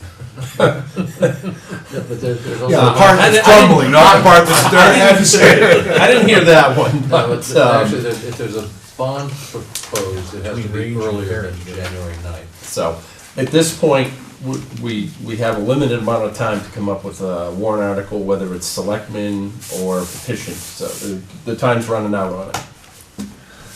All right. Can we move the 266, 455, please? It's already been moved. No further questions on it? Ms. Bobian, Yes, Mr. Cresswell, Yes. Ms. O'Talley, Yes. Ms. Huebner, Yes, yes. Mr. Langlois, Yep. Ms. McHugh, Yes. Ms. Meziere, Yes. Ms. Quinn, Yes, Mr. Rhodes, Yes. Mr. Fairville, Yes. Chair votes yes. Move the gravel budget for $20,001. Except as gravel. Yep. Second. Zach moves the gravel budget for $20,001, seconded by Mr. Cresswell. Gravel. Big rocks and little ones. Yeah, Ms. Bobian. yes, Mr. Cresswell. Yes. Ms. O'Talley. Yes. Ms. Huebner. Mr. Huebner. Yes, Mr. Langlois. Yep. Ms. McHugh. Yes. Ms. Meziere. Yes. Ms. Quinn. yes, Mr. Rhodes. Yes. Mr. Fairville. Yes. Chair votes yes. So that, I believe, completes Highway Department, 56 through 60, I believe we've already disposed of at previous meetings. So the only question is, does one want to consider VZ Park? There's. Bridges and dams. Who Yeah. does bridges? What page is that, Joyce? 52. 52, 53, 51. yeah, there's a few minor. 51. There's still more, don't worry. 51, 52. Oh, how many? Well, 51 is just the grand total of the Right, good. previous. Okay. 52 is bridges. I'll move the bridge budget for Move the bridges. $2,000. Second, Zach, bridge, Zach moves the bridge for $2,000, and seconded by Mr. Fairville. And Ms. Bobian. yes, Mr. Cresswell. Yes. Ms. O'Talley. Yes. Mr. Langlois. Yep. Mr. Huebner. Yes, Ms. McHugh. Yes. Ms. Meziere. Yes. Ms. Quinn. yes, Mr. Rhodes. Mr. Fairville. Yes. Chair votes yes. Move the dam budget. Mr. Chairman, do we need to move the bottom line of highways and streets on page 51, which is the total bottom No. line of the No. previous No. budget? No. No, because we voted, we moved all the individual We do it numbers. piecemeal. The dam budget's Right, been we moved made to no $500. changes, okay. Second. Wait a minute, where are we? Dams. Zach just. Hold on one second on the dams. No, that perennial joke is bad. The water commissioner has informed me that there's some work that needs to be done over on the dam at Freeze's Park. I think basically it's gonna entail cutting brush down in the front of the dam on the overflow side and potentially new boards for the dam where they control the water. You might wanna move that up to $1,500. Are we talking about line 430? The one that I'm, yes, 430. So. Sounds like a prime candidate for that 7,500 we squirreled away earlier. Well, you The could emergency. probably spend that, but it's, yeah, there's some brush cutting and some boards that will need to be replaced. So I'll, Amend, are you looking for 1,500 total or to add 1,500 feet? Round, yeah, if you added it, it would be 19. If you're gonna make it an even number of two. It'd be 2,000. So I'll move to increase the dam's budget to 2,000. Second. 2,000.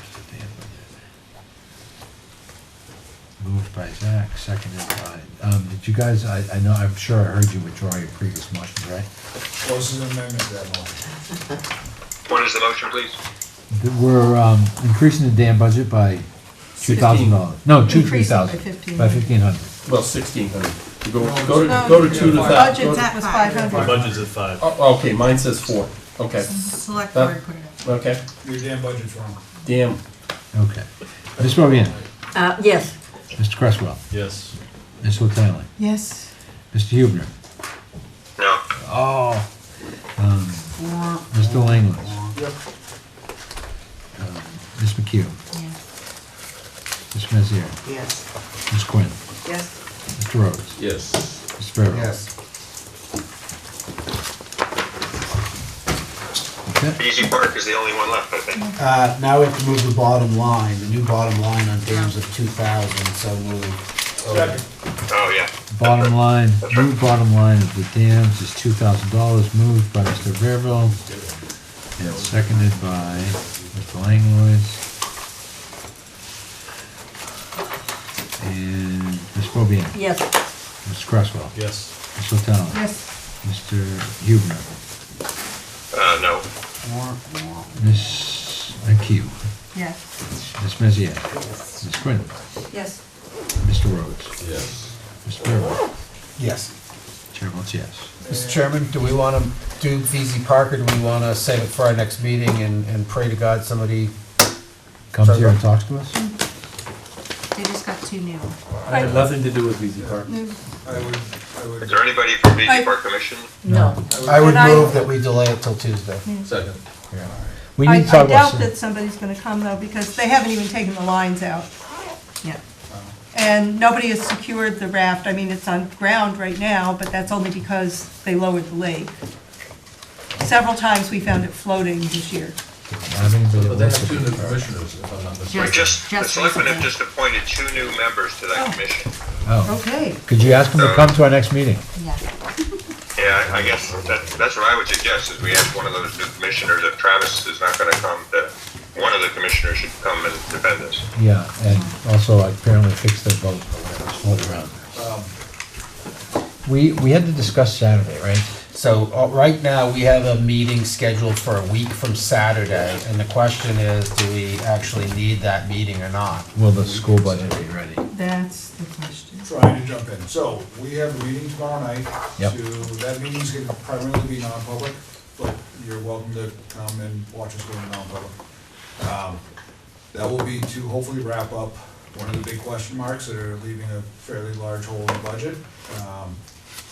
And then we have a meeting next Wednesday. We hope to have the budget wrapped up next Wednesday, which is in line with the schedule that I believe can be developed. So we would be able to utilize that Saturday meeting, but would we need to? I think it would be, it takes a couple days to get the binders and everything prepared. And historically, it's been late that week or Monday of the following week when everything's been prepared. So you're saying maybe not then? Yeah, that's what I'm asking. So you don't think it'll be ready on the 9th? If we wrap it up on Wednesday, a week from Wednesday. A week from Wednesday, by the time the SAU gets everything printed, done, you're probably looking at late Friday, but more than likely Monday before we have everything back into town. So that would give you 3 meetings to consider the school budget. Which I suspect should be enough. So when, Yeah, which day is this, the 3rd? hopefully we're not meeting on Saturday. The deliberative session? The first deliberative session has to be on the Saturday, Yeah, the yeah. third. That's just another thing, the town doing is correct. I have no idea. I hope so. I printed this from the town. I know, but that's on our, what do you have for the deliberative session? We're going first. So No, but what date? The February third. 3rd. Okay. Yeah, because it's wrong on our Our schedule. It schedule says is the the 4th. Okay, I so didn't put the schedule. we're gonna readdress the Saturday question at our next meeting, because we still have another week before we have to We do did that. have one issue of unfinished business from the previous meeting about, John, what was the thing we were gonna look at? Something about the town hall. There was a town hall sprinkler. Yes, Yes. sprinkler system testing. Yep, there was $1,733 moved into the town hall line. It was buried in the entire annual inspection, so that's now So it's been separated out. correct. Okay. So there's now money in that line. And the other question was about the planning board part-time line. The current rate for the assessing clerk / planning board clerk / ZBA clerk, her rate is $31.50 an hour, 30 hours a week. Out of that $31.50, $9 of that is parceled out to cover the planning board and the zoning board. Within that $9, 75 goes to planning, 25 goes to zoning. So for every hour she puts in, that calculation is made, and that's how those lines are charged. Confusing but understanding. Got it. Move to adjourn. So the next meeting is, On the schedule, Next next Tuesday. Tuesday. Next Yep. Tuesday. okay, and that's for Beasley Park, that's the last one. Yep. Was that the only thing on So I that? think we, I think Kelly, Town clerk? Kelly. Town Oh, clerk. She left us, yeah. Yeah. So I'll let her know. we I'll see you had, later. Well, where are we meeting next time? Do we have this room again, or do we have the, I believe we have downstairs, it was in your email, the ones that had conflict. okay, I don't recall them. I'll look it up, okay. All right, thanks. okay. And be prepared to vote on all those minutes. So I cordially want to invite you guys to come to the planning board meeting, so I can keep you out. I thought that was gonna be a Christmas party. Invitation. Fair game. Yeah. This is the latest I've been up in months. I know. I was starting to get tired. I'm with you. I still have to go eat dinner. I wasn't. Oh, that's right, I'm hungry. I was running late from work. I didn't have time. We need to put more money in our budget for this pizza. 36 hours. Oh, I guess WD-40 first thing in the morning.